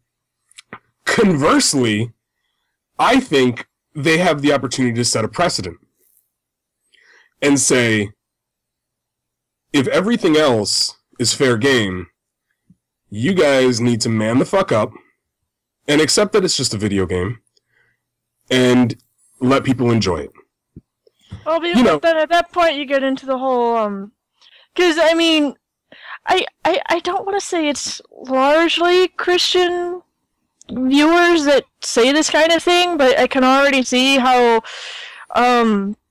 with the addition of Western religious figures, that people would start paying negative attention to the game and just it would turn into another one of those, well, this game is another reason why there's violence in countries and all this other shit. Right. And it would open up a whole new can of worms not related to the religion itself. That is a fair point, because right now they are doing that whole bullshit song and dance again of, violent video games. I'm not getting into that, because that whole topic, I can go on for fucking hours about that. I'm not going to go into it. School shooting that starts over. Yeah, I'm not going to go into it right now. Like, I'll wait for the next fucking school shooting that results in our terrible fucking mental health system before I go into that topic, because right now I'm just going to fucking, I don't want to, let's move on to something else, because I'm already getting fucking I'm all for them adding biblical characters. I guess we can't talk about Smite without budging into religion, and that just messes conversations up. Honestly, in all fairness, I actually think that that's one of the reasons that Smite hasn't gotten the popularity that it should, is because of the fact that a lot of people are kind of scared to talk about it. You know, like... I just think that this game... My thing is just like, dude, I just think it has the most fun lore of any MOBA out there. Like, I fucking love that they have Neith as a playable god. Not a lot of people, you hear religious, you hear about Egyptian culture and things like that, and the immediate thing you think of is Ra, Anubis, things like that. Well, not a whole lot of people are going to know that Neith or even Bastet are actual Egyptian gods. Well, you can tell by looking at Bastet. Well, yeah, she's an animal. But, I mean, outside so that's what it takes to be Egyptian? Cannabis. I mean, like, and then everybody thinks Thor and Loki are fucking comic book characters. They are comic book characters. Actually, it's funny. I was telling Mosen last night that one of the reasons I know so much about the Norse pantheon, because I'm terrible with history and mythology.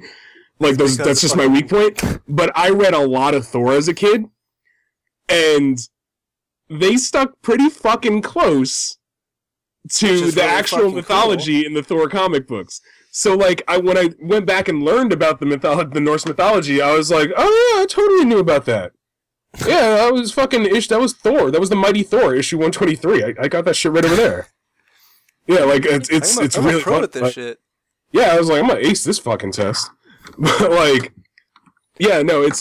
And, like, on the test, you actually have written, like, well, Thor had a really hard time, but in the end, he ended up teaming up with Spider-Man and was able to succeed.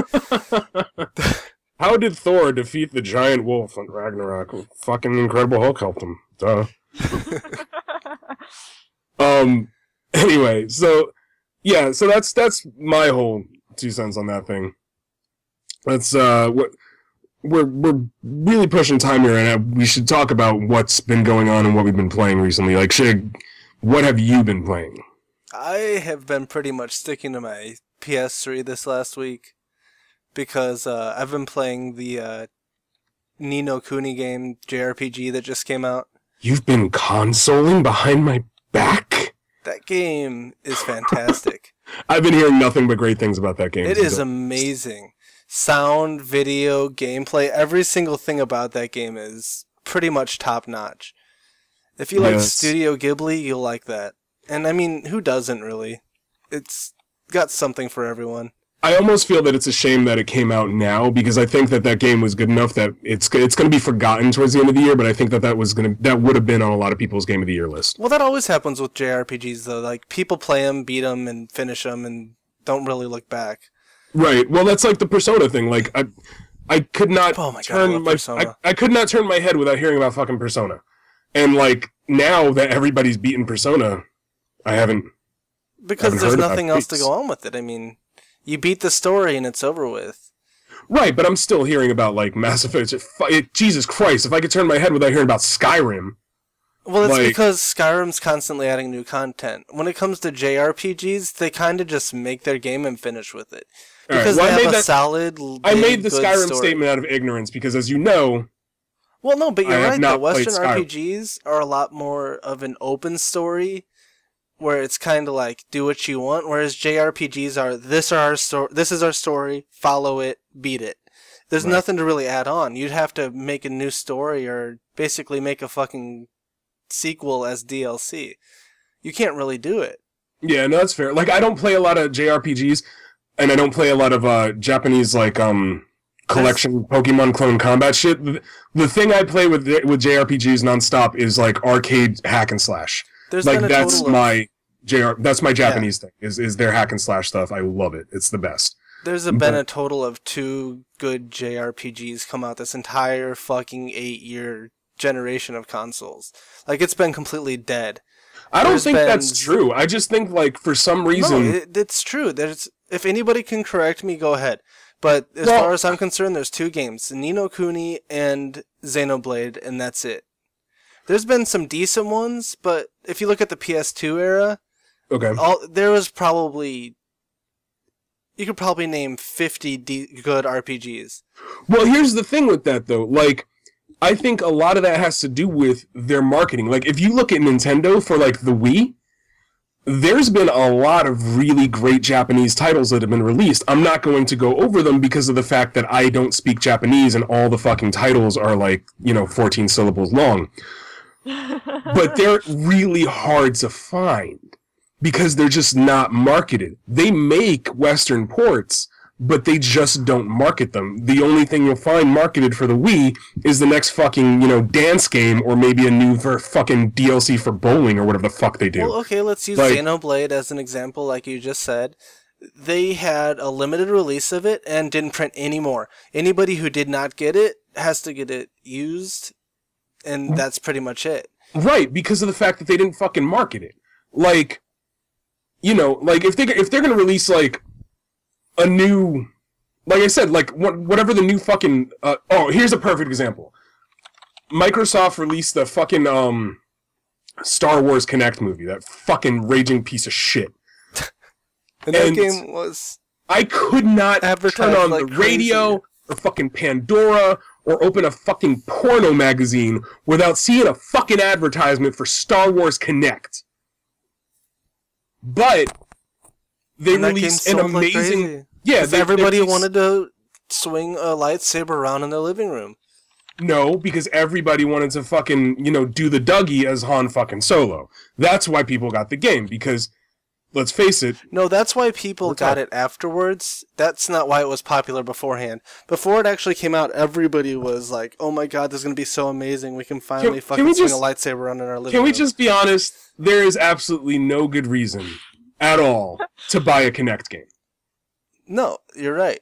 Because there's no such thing as a good Kinect. The only reason you should ever get it is if you're a woman who wants to lose weight. Okay, there you go. That's the good reason. That's the good reason. It's to avoid your gym membership. So, if anything, I think fucking Bally's and LA Fitness should bring a fucking lawsuit against Microsoft. And then instead of dealing with Hans at the gym, you're dealing with Han on the fucking Kinect. Funny. Dick. Alright, anyway. But, yeah, so, I mean, anyway, Ni no Kuni. I haven't played it. I gotta get around to it. I've heard nothing but good stuff about it. Game. It's Hayao Miyazaki. It's fantastic. Like, it's Hayao Miyazaki. Signal told me to write a review for a game so he could submit it to a website so I could possibly get a reviewer's position. And that's the game I chose since what I've been playing. I don't think I'm gonna finish it quite yet because I want to finish the game. I'm almost done with it. But I don't know, man. Imagine a Studio Ghibli film and how fleshed out and creative the worlds are, and then just throw that into an RPG and make it look like they've been developing RPGs forever and know exactly what to do. One of the things I did notice too was a lot of times when they try to translate that material visually, there's like a mismatch usually visually between the characters and the world. And from everything I've seen with this game, it looks so organically perfect. Like, it doesn't look like you're playing a game. No, it looks like you're watching a Studio Ghibli movie and you're controlling Exactly. it. And, like, I was so fucking impressed with how well they did that. And the music is all done by an orchestra, too. It's not recorded or synthesized or anything. It's basically like they made a movie that they were planning to put into a theater and made it into a game instead. Nice. And that's the way, they should be treated, and honestly. I've put a good 40 hours into it, and I'm still not tired of it. And that's saying a lot. Like, I've played a lot of RPGs this generation, and they don't really hold my attention, which was my problem. Yeah. Yeah, I mean, honestly, for me, I've been kind of short on the RPG end because I don't like fantasy. And, like, most of the RPGs that have been pumped out recently in the past year and a half or so, with the exception of, like, Mass Effect, have been really fantasy-oriented. I just wish I had a capture I've really card, been kind of missing out on that. because I really want to do a video review on that game, and I can't. I told you I'd buy you that capture card. It's just going to cost you a little bit of Listerine, homeboy. No. I got my pride. I was thinking about it, but then I realized I had pride. Yeah, anyhow. But, so, yeah, Ni no Kuni, I gotta check that one out. Do you have a PS3 even? No, but Might be that's not gonna difficult stop then, me. No, not really. Well, the best way I could describe Because I the have combat system regular is access to a PS3. you're essentially a Pokemon trainer where... No, don't stop yet. Where you have abilities as well, and you take part in the fight as well. It's the easiest way to describe it without going into huge detail. And it's very reaction-based. You have to know... it's all live time, real time. It's not fucking turn-based or anything. See, I was so fucking excited. You have to attack perfectly. I was so excited, and then you said the fucking P word. It's the best way to describe it. The problem with Pokemon is the only fun thing about the game is catching that shit and using them. The rest of the game is pretty much garbage. This game basically makes a good Pokemon. I can't do this with you breathing heavily in the back of the car. No, my only exposure to Pokemon, my only, like, legitimate exposure, I played two. You ready for that? I played two Pokemon games. Two extensively. One of them is Pokemon Pinball for the Game Boy Color, which I still have. It's sitting right next to me. Good. And the other is Pokemon Stadium for, I believe that was the N64? N64, yeah. How can you never mind. Go on. But that's it. That's my exposure. And the reason that that's my exposure is I purchased several, at least 2, maybe 3 generations for my brother. And I tried to play his games. And the thing that struck me about Pokemon was it was very reminiscent of an older game, Final Fantasy Legend. And completely devoid of story with a actually Final Fantasy Legend with actually a pretty shitty combat system. I beat Final Fantasy Legend twice because I hate myself. And sometimes I feel that I deserve to be punished. And that's one of the things that happened with that. And when I saw Pokemon, I was like, these sons of bitches have gone through and tried to give me back Final Fantasy Legend, but wrapped it up in a little fucking cute suit. I ain't falling for your shit, Japan. No. Fool me once, shame on me. Fool me twice, go fuck yourself with a Pokemon. I am not about to sit there and go through that. But because I'm an idiot, I did try to play. And I played for a little while, and I didn't enjoy it. And then the next generation came out, and I played for a little while because I love running into the same wall over and over again. And you hate yourself. And I didn't enjoy it. And then by the time the third generation came out, I went to play it again, but my mind stopped me, and I had a seizure before I could touch the actual fucking Game Boy. So they do give warnings for that, dude. You shouldn't have done that. Yeah, that was the Pokemon thing, wasn't it? It's the Pokeball that started it all. Give seizures, do not play. Yeah, no, so that's what happened. Like, it was my body was like, we're not doing this shit again. I'm so sorry. And I'm like, oh, come on, but I'm curious. And my body was like, you know what? I'm sorry, this is for your own good. And boom, I was down. But, yeah, I mean, I've tried, in all seriousness, I've tried the Pokemon thing. It's a fun concept, but It is the fucking EA Sports of the Brony generation. It's the same fucking game over and over again with slightly different fucking numbers on the jersey. Exactly. And that's everybody's the big like, problem with Pokemon. Yes, Pokemon fucking Plaid is out. I can't wait to go do this. Let me see what my starter Pokemon are. Oh man, I get a choice of 3 of them this time? It's like, dude, seriously? Oh my god, they're fire, grass, and water. Oh my god, like, this keeps so... It's so fresh. Yeah, it's like, no, they're different this time. They're hybrids. It's like, they're but you're starting with 3. Like, fucking wow me. Like, Pokemon! At this point, I want to pick up a Pokemon game and be like, okay, let's see what I'm doing. Oh no. Enter your name. Okay, Signal. They murdered your parents. Oh, this is different. You found drugs on the table. And a Pokeball. See if you Take can your pick. people that have killed your parents. It's like, well, I got Pikachu now. Let's use Pikachu to kill the motherfuckers who killed my parents. So that's a game I'd fucking play.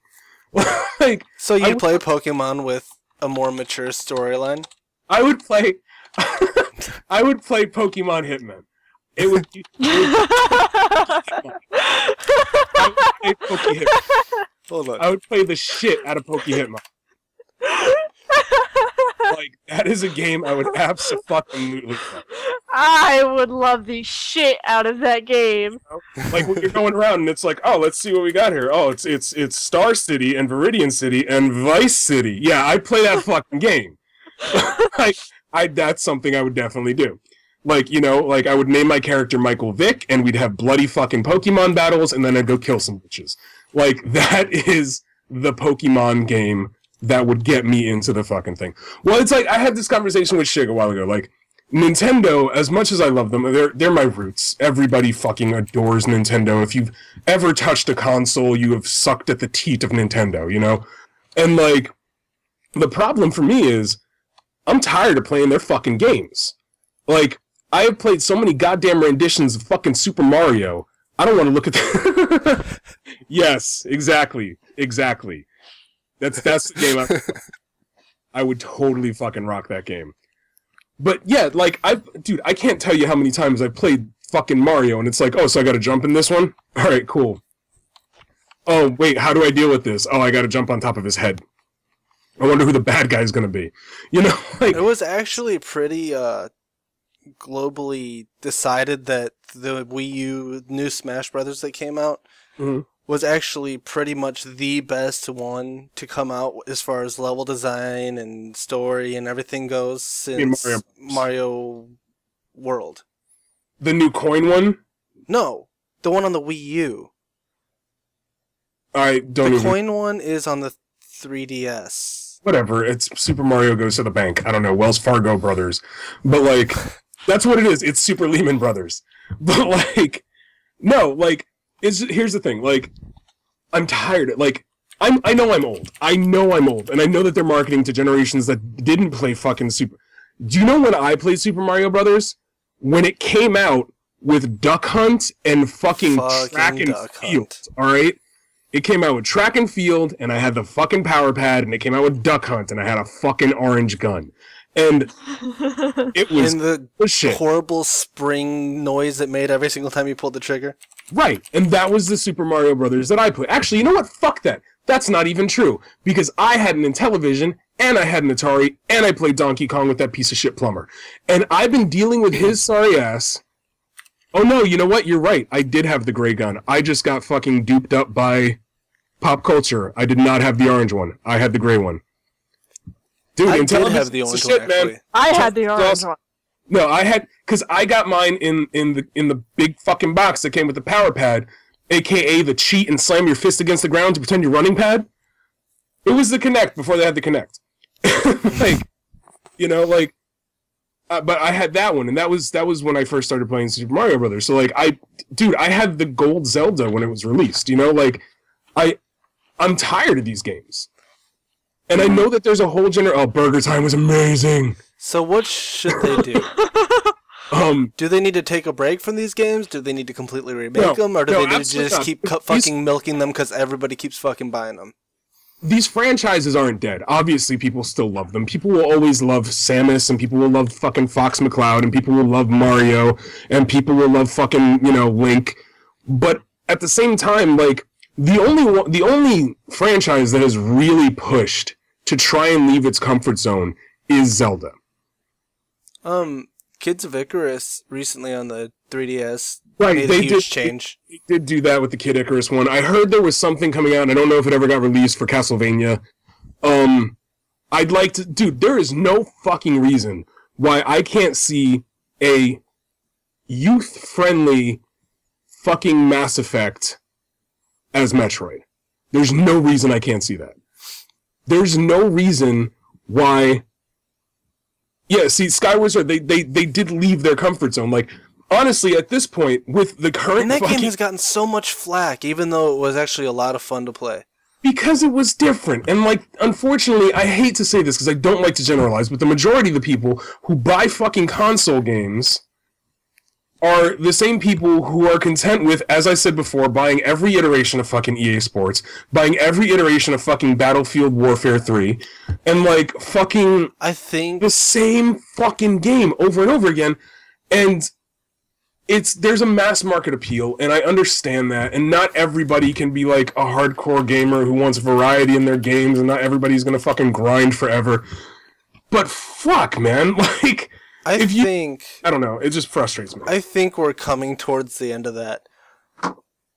I think they're starting to realize they can't do that as much. I'm pretty sure that Black Ops 2 didn't do as amazing as Black Ops and all that shit. Ghost Recon got scrapped permanently because of their last release. Well, they just released Ghost Recon Online, which is actually really good. I haven't tried it. I'm just saying their single It's a free to play. I think they said they're not coming out with any more because of how bad it did. Yeah, well, Ghost Recon Online is a free to play. It actually does bring some new elements to the shooter, which is cool. They got the new Crisis on the way, so we'll see what happens with that. But yeah, I mean, I don't know. I think I'm just burned out on like the whole FPS genre, to be totally honest. Like I've been kind of staying away from it. We had this generation pretty much. That's what this generation was. It was the FPS generation. Last generation was the fucking RPG generation, pretty much.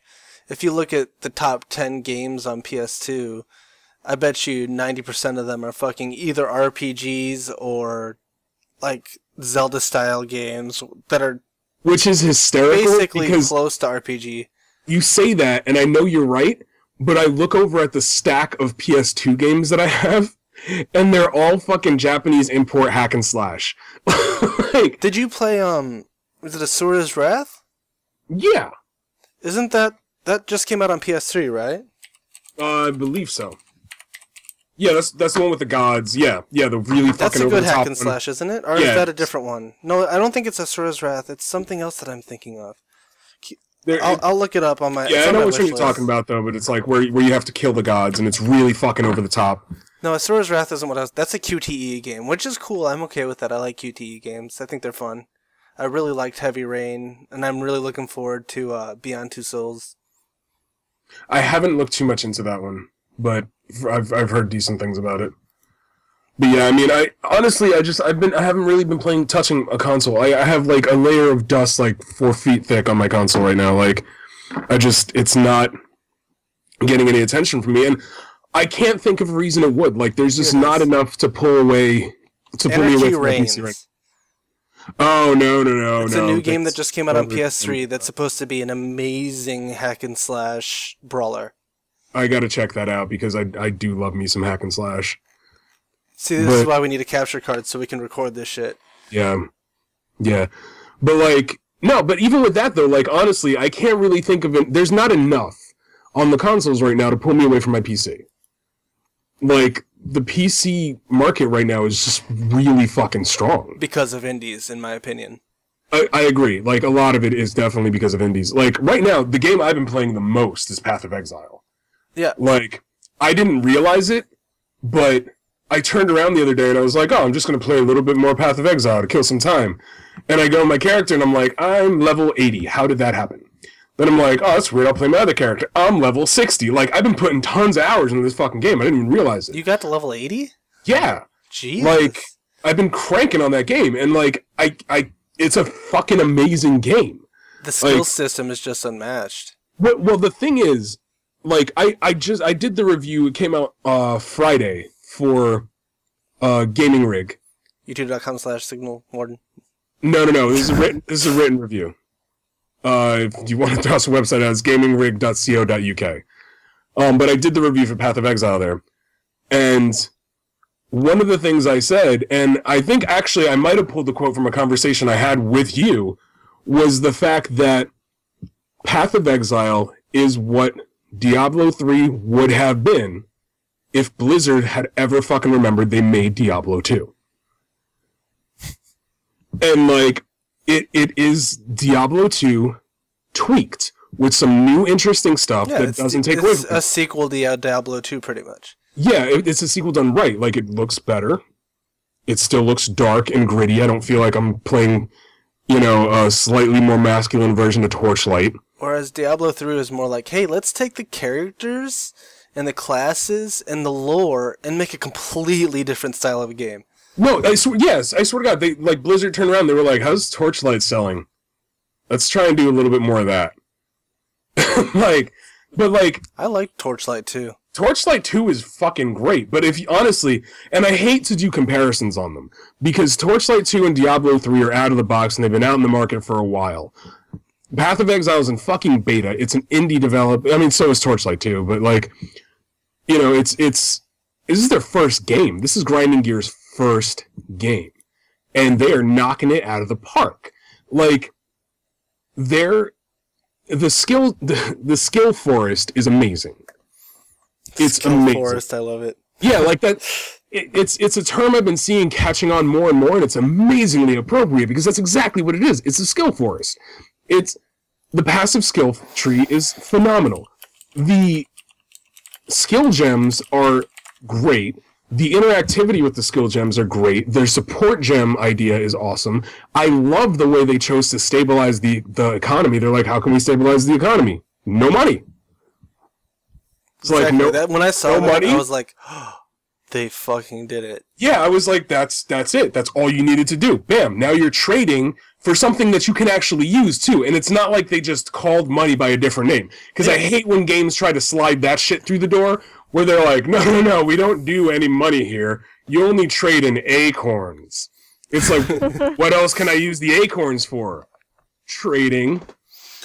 Okay, so then it's only used for trading, so it's money. Well, no, it's like, an acorn. No, it's acorns. Yeah, it's like, jeez. With this, you have to, like, make the decision. Because if you want to purchase one of those higher tier items, you're not giving up a fucking knowledge scroll that you pick up every 5 feet. They're like, yeah, we'll give you this, but we want, like, you know, a valuable orb that you're going to have to trade in. And it's like, well, shit, I can give you this augmentation orb to get that piece of armor, or I can use it on my sword that I've been eyeing up to try and, like, make it more badass. And, like, you have to make the decision as to what you're going to do with that, because you don't want to lose that orb in case you get a good drop. Like, I like the idea it's that great. As a fucking in-your-face warrior, you can find a really badass bow and arrow, and then you can either go sell it, or you can keep it in your inventory in hopes that you can trade it for something that's valuable for you. Yeah. That's absolutely. how economies need to fucking be. Yeah, well, not just that, like, just the off-weapon system, the fact that I can equip... Have you played this at all? Is she sleeping? Have you played this at all? What, Path of Exile?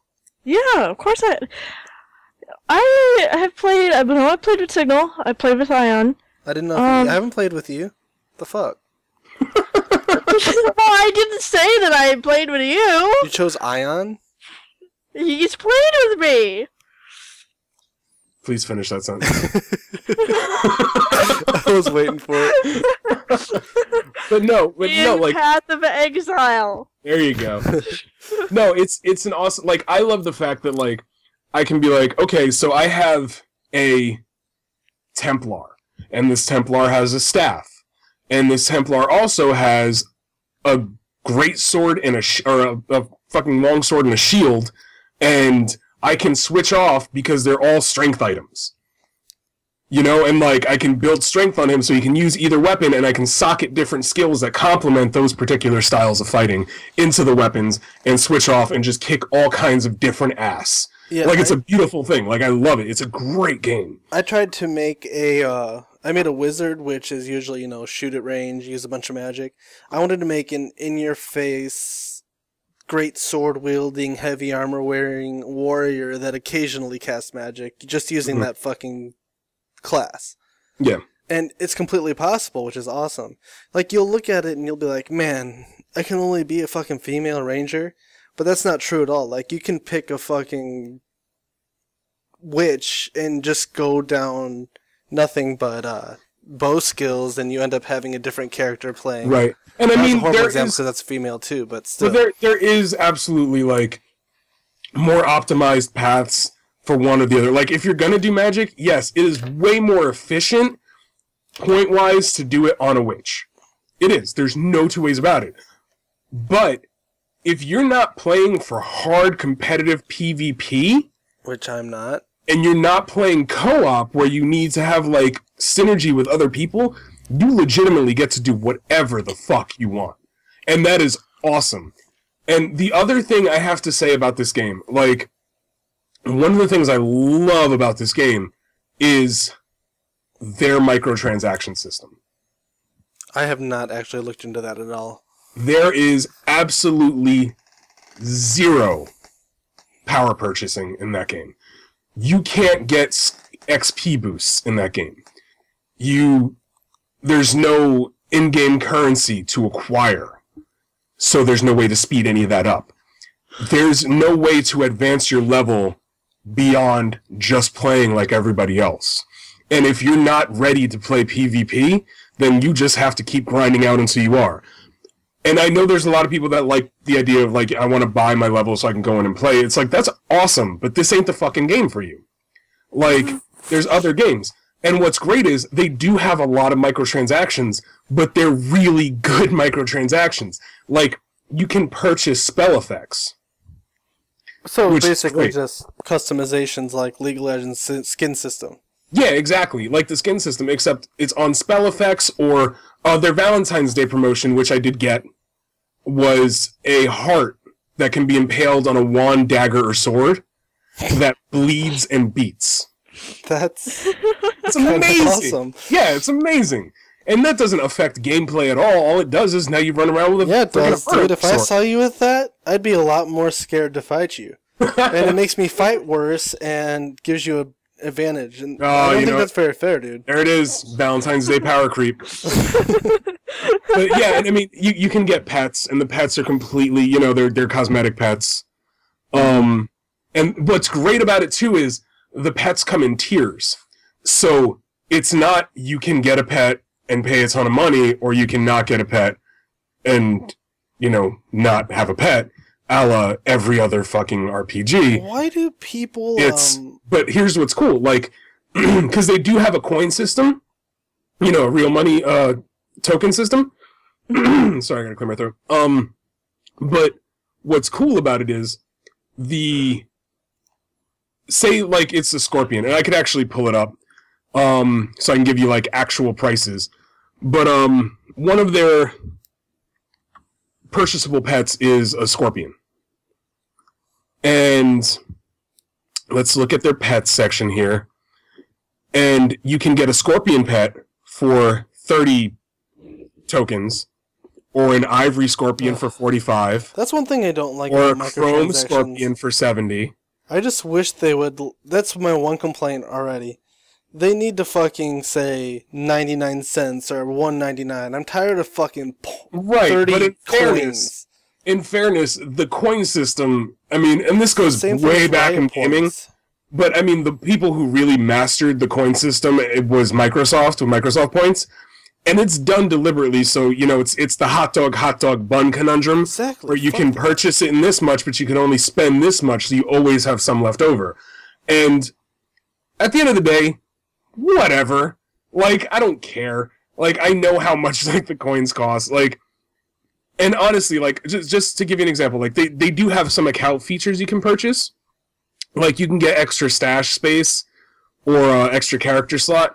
But what's cool is this doesn't affect your character inventory. It's just your stash.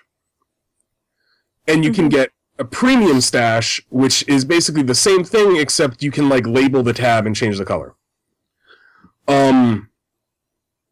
but they're actually really cheap.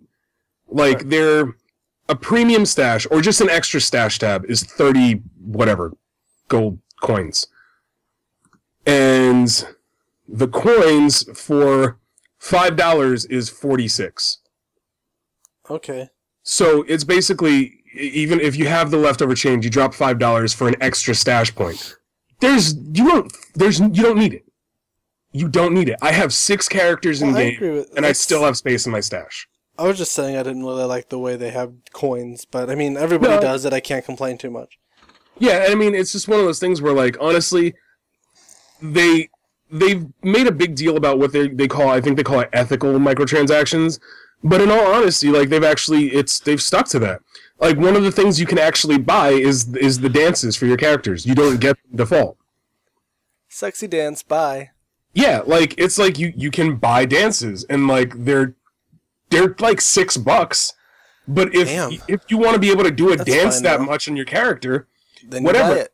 And at the end of the day, like, yeah, I bought the Valentine's Day heart, and the Valentine's Day heart wasn't super expensive, but the reason I got it was because I really support what Grinding Gear is doing with this game.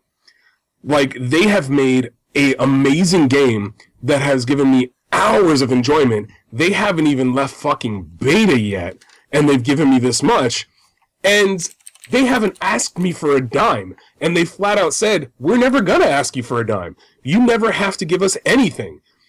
And to one of the coolest things that they do, and this is because, and I thought about this because you were saying, like, you don't like the coin system. This is the one thing you can buy straight out with cash. For $1,000... Whoa. You get to design a unique item.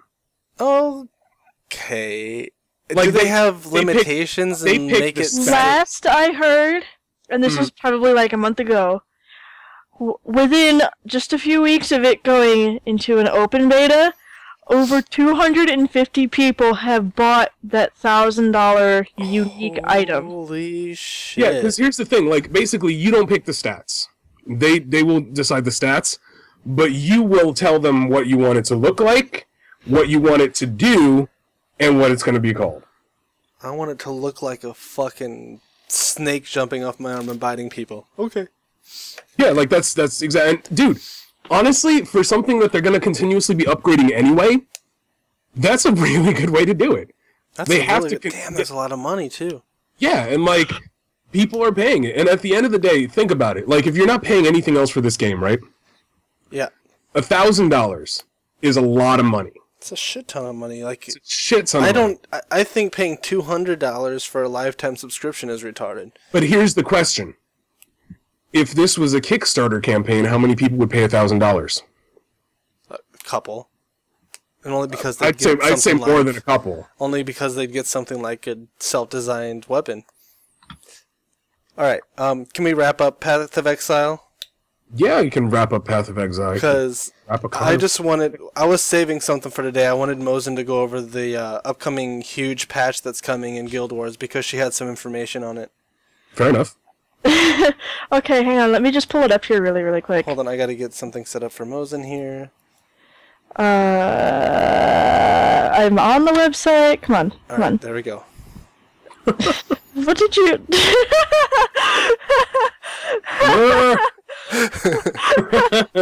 That's awesome. No, I was just looking at it yesterday. Well, it's Flame in the Frost, the Gathering Storm. Let me... Flame and Frost, the Gathering Storm. There it is.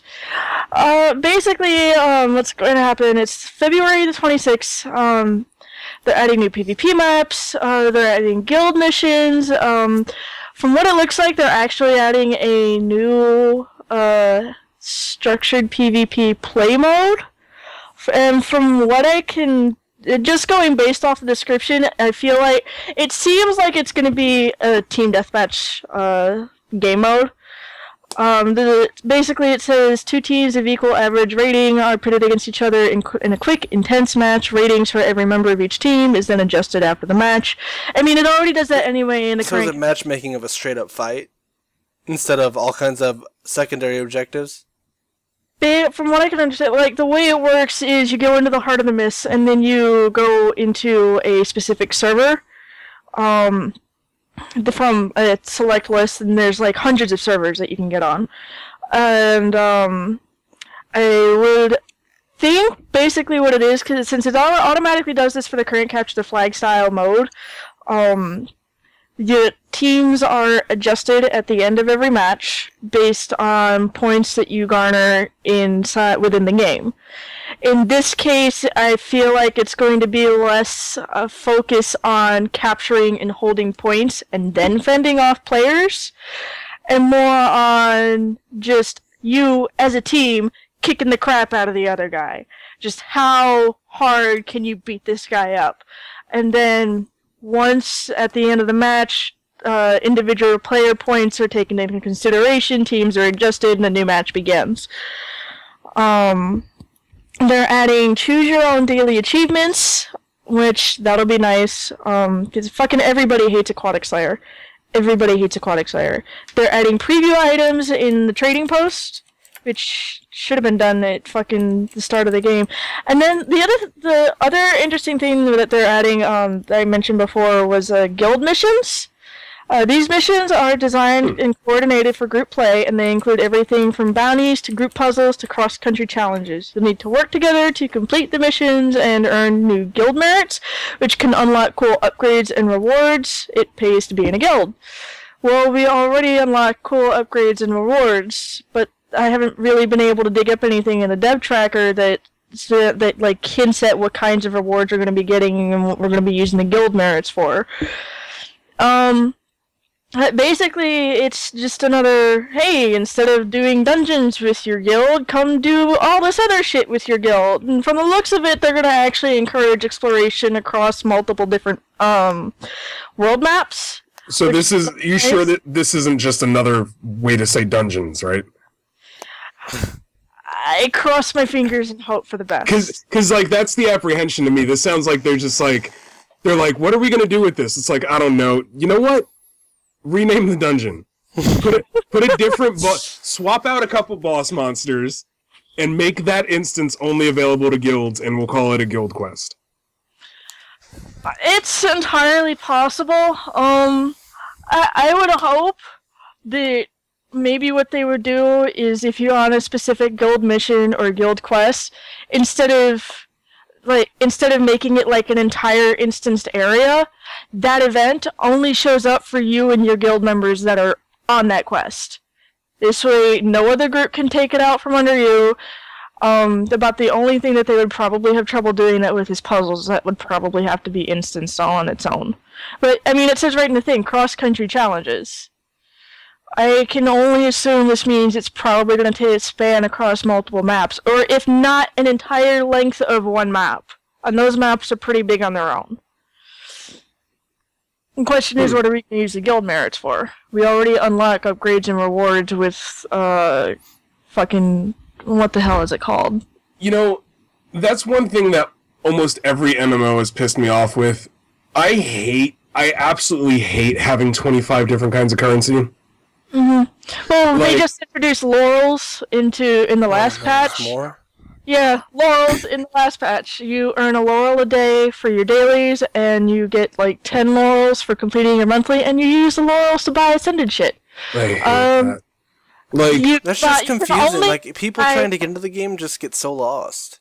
Well, it's not just that, though. It's like, if you go in without being one of the people that, like, researches the game really hard, and you only have time to really focus in on one character. Like, alright, we're going to take Star Wars as an example.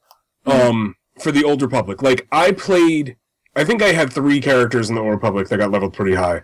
DC Universe Online is another great example. Like, I think I ended up leveling 4 characters to max on that. But the problem you run into with those games, with any MMO, but, like, I'm just using those as an example, like, with Star Wars, say, you have your normal credits for whatever faction you're on. Mm-hmm. Then there's your standard gold, I believe. Mm-hmm. Then you have planet commendations. Then you have PvP coins. Then you have I believe there was I can't remember what it's called, but there was something with the your specific class had its own. Then there was guild coins. Then there was arena coins, which was different than the PvP coins for some reason. Just too many fucking things to focus on. But it's whatever. But what pissed me off about it was, with the exception of PvP versus PvE, I should be able to purchase any of those fucking things regardless of where in the game I decided to spend that same amount of time. Mm-hmm. And the fact that they restrict you to that to artificially inflate the size of their game so that it's like, oh, you gotta grind out more time in this stupid fucking planet that you hate so you can get that helmet. What doesn't make sense? It's like in Path of Exile and, like, there's just bartering. Or in a game that would have one fucking currency, you can earn your money however you want and buy anything in the game with that currency. You just have to choose what to get. I don't understand why all these game systems are like, play PvP to get PvP shit. They do it because in an MMO, they have to extend your playtime as far as possible. So if they can make you grind out for another couple of hours, they will. Whereas a standard RPG, they don't care. They gave you your campaign, you go through, and buy whatever the fuck you want. They don't care. You're locked in to whatever amount of hours that you can play, and if you want more, fucking start over and create a new character. MMOs don't have that mentality. MMOs want you online 24/7 grinding shit out, and as soon as you think you figured it out, they'll be like, hey, congratulations, now you have guild coins. And new shit that you can only purchase with guild coins. And it's like, I don't want to purchase it with guild coins. Like, what if I want that guild item, but I don't have any fucking friends? Like, you mean to tell me that I gotta fucking grind out time so that I can find a group so that I can then grind out time again so I can get fucking guild coins so I can get that fucking treat that you're dangling in front of me? Like, so essentially everybody that played for 24 hours a day beforehand and stacked up all the old currency now has a big useless pile of shit sitting on their front doorstep, and they have to go out and earn the shiny new currency to get the new stuff. So well, yeah, basically, like, I mean, it's not, the stuff isn't useless. No. You still have other stuff. I know it's not useless. Yeah. But you know what I'm saying. Mm-hmm. The one advantage that Guild Wars has over that is at max level, you can get the stats that you want, I think, except for a pair of boots. You can get the stats that you want in multiple different places. Like, every dungeon, I think, every dungeon except for Fractals, because Fractals only has rings. Every dungeon has 3 different sets of stats. Like, the Citadel of Flame, Aura, and Sorrow's Embrace, or not Sorrow's Embrace, the Crucible of Eternity, all have Berserker stats.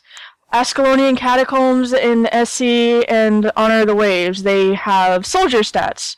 You can get those same Soldier stats and those same Berserker stats running around in the higher level maps, unlocking the different human god temples, if that's what you wanted to do.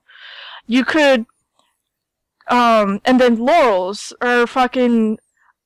The only downside to Laurels are that they are soul-bound. So when you complete your daily on the character you're currently playing on, the Laurel is stuck to that character. The Karma is stuck to that character. But these items with the same stats can all be bought with multiple different kinds of currency.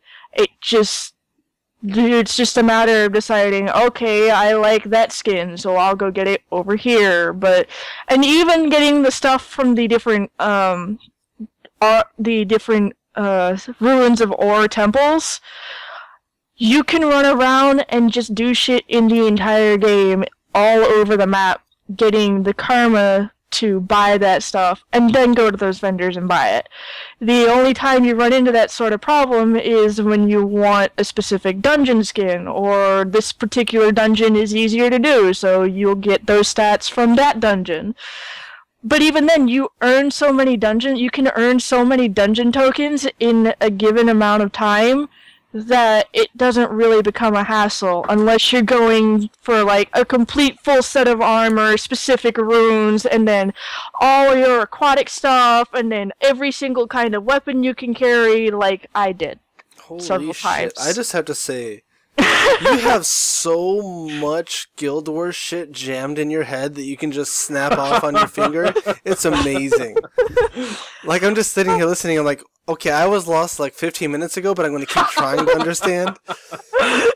Wow. No, well, that's the thing, though, and that, like, I hate to say it, but, like, I don't fault MMOs for that, because obviously there's people who absolutely love games like that. I do not like that element of MMOs. I like either. the size of MMOs. I like the interaction of MMOs. I like exploration. I love That's my favorite thing. I love the variety of bosses. I love the modifications and the skill trees and how you can interact with them with your friends. Like, all that shit is great.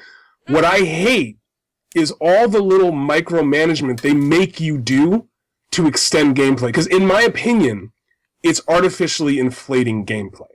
Yeah, I don't mind I grinding for definitely levels and grinding for experience and all that shit, but when you have 50,000 different things you have to grind for, it gets really difficult. Yeah. Yeah, and the one downside of it is, like, Ascended Necklaces, which are the next tier up from Exotic, you can only buy them with laurels. Well, you only earn 1 laurel a day. You only get 10 laurels once a month. Necklaces are 35 apiece. The Ascended Rings, you have a chance of getting an infused one when you do fractals at level 20 and up once a day. See, you're saying words that I don't even know anymore. Like, as far as I knew, a fractal had nothing to do with MMOs. It's when you do that specific dungeon once a day for the daily bonus. All right. I'm getting my brain is starting to swim. We need to reel back on this a little bit, because Yeah. I think. So we went over what was going on, what was getting updated, and all that stuff. And everybody that actually plays Guild Wars will probably be pumping their fists and talking with her like, "Fuck yeah!" Yeah, you're gonna have a to fucking invite fan this girl base. over to my kitchen while I play Guild Wars. Yeah, they're gonna be like, wait a minute, hold on a second. You mean to tell me she's got boobs, can make sandwiches, and talk about different kinds of currency? But can she make sandwiches in Guild Wars? I'm sure she can. Are you a cook? I have 6 max professions. One of them is cooking, and I do make sandwiches. Oh, that's right! You can make sandwiches in Guild Wars. I forgot about that. All right, awesome. Yes, you can, and they give you stats. I forgot about that. Yeah, you can absolutely make sandwiches. Oh, First thing I learned how to make meat sandwiches. I'm doing it right. Atta girl. All right. Man. So next, they'll add a wrap-ups. housekeeping profession, and then I'll be golden. All right. So, Are we gonna? Main thing I want to talk about in a wrap up here is, are we gonna be doing this again next week, same time? yeah. Okay. That, since I'm gonna have this on the YouTube channel. Ideally, we should start a half hour earlier. Well, that was the original plan. Right. Except Yeah, nothing and was- I'm sorry about that. That was like fine. You told us yesterday. I was asking both of my captains yesterday, like, what is team practice tomorrow? So what is team practice tomorrow? So I'd have an actual time to give you guys, Well, see, and I that's didn't the find out mistakes until we Well, sat let them down know and that started I've been playing. dealing with them as From now often on- as you have, and you know full and well that you don't have to help. I told both of them, like, I need to know the day before at least what the fuck we're doing. Well, let them know from now on that. I mean, after fuck, I 10 was o'clock fucking running Eastern around Raleigh with my team captain on earlier Saturdays. today. But it's Don't all- worry about it. I'll send a couple boys over, and they're gonna make sure everything gets sent straight. All right, we got this. A settled. couple fucking knees if they get a little saucy, but I don't think it's gonna come to that. So don't worry. All right. Anyways, so this is gonna be a recurring thing on Saturdays at 10 o'clock Eastern. And I don't know what time that is anywhere else, so go fuck yourself, use Google. there you go. I'm not even helping on that one. Fuck it. I like that answer. What? Yeah, why would I look it up? Anyway, anything else to add? I got. Moo? Sounds Yeah, like I your brain's guess I have already a fried. couple things. I mean, if you can, I'm gonna pimp some stuff out. Go to gamingrig.co.uk, check for reviews. The new reviews come out every Friday. I've got video video reviews coming out on the YouTube channel for them. Go to the website. You can link to it from there and link to the Twitter. Go to my stuff. I have my Path of Exile Let's Play going. I have a bunch of quick plays down the pipe for this week that should be coming out. And I have a new format for the Signal Boost that's going to be coming out. So that's going to be coming out a lot more often. And all of my reviews I'm no longer doing on my channel. They're all going to be on the Gaming Rig YouTube channel. So check that out.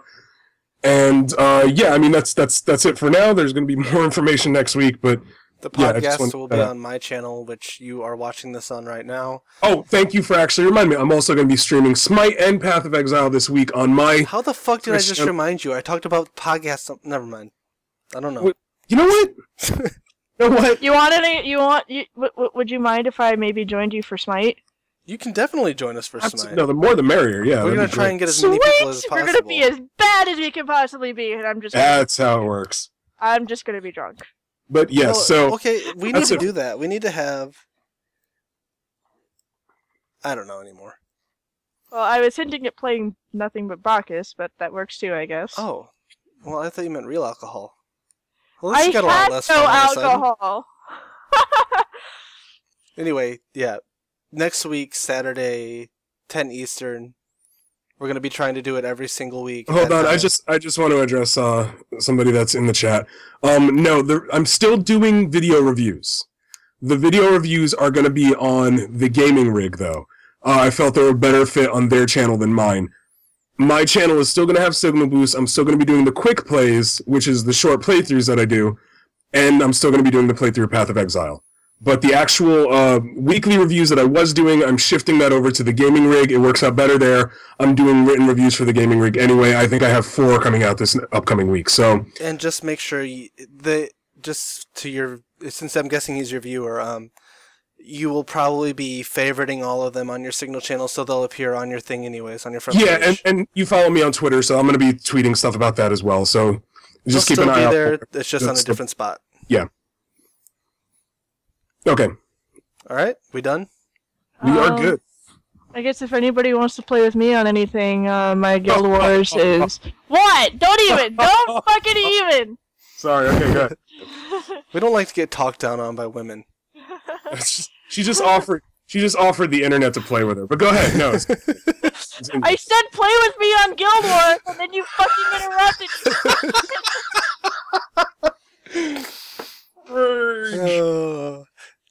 And if anyone would like to play with me on Guild Wars. Alright. You both! Okay. My Guild Wars contact is mosin.9526. Just whisper me, I'm doing dungeons pretty much all day. That will be in an annotation, so everybody who sees this can definitely write it down and message her and hit on her and everything. If you also write down the server and all of that stuff. Yes. Boobs. Yes. And we're trying to convince her to do her own little YouTube spot, too. I don't stream, I don't have a YouTube channel, I don't really record anything, but I play lots of League, I play lots of Guild Wars, and if I'm not playing any of those, I'm on Steam fucking playing whatever the fuck I've been gifted at that point in time. So, And that's it. Yeah, pretty much. And just look for this on my channel if you didn't see the whole thing, and we'll be back next week at the same time. Yep. Okay. See you guys. Later, guys. Bye!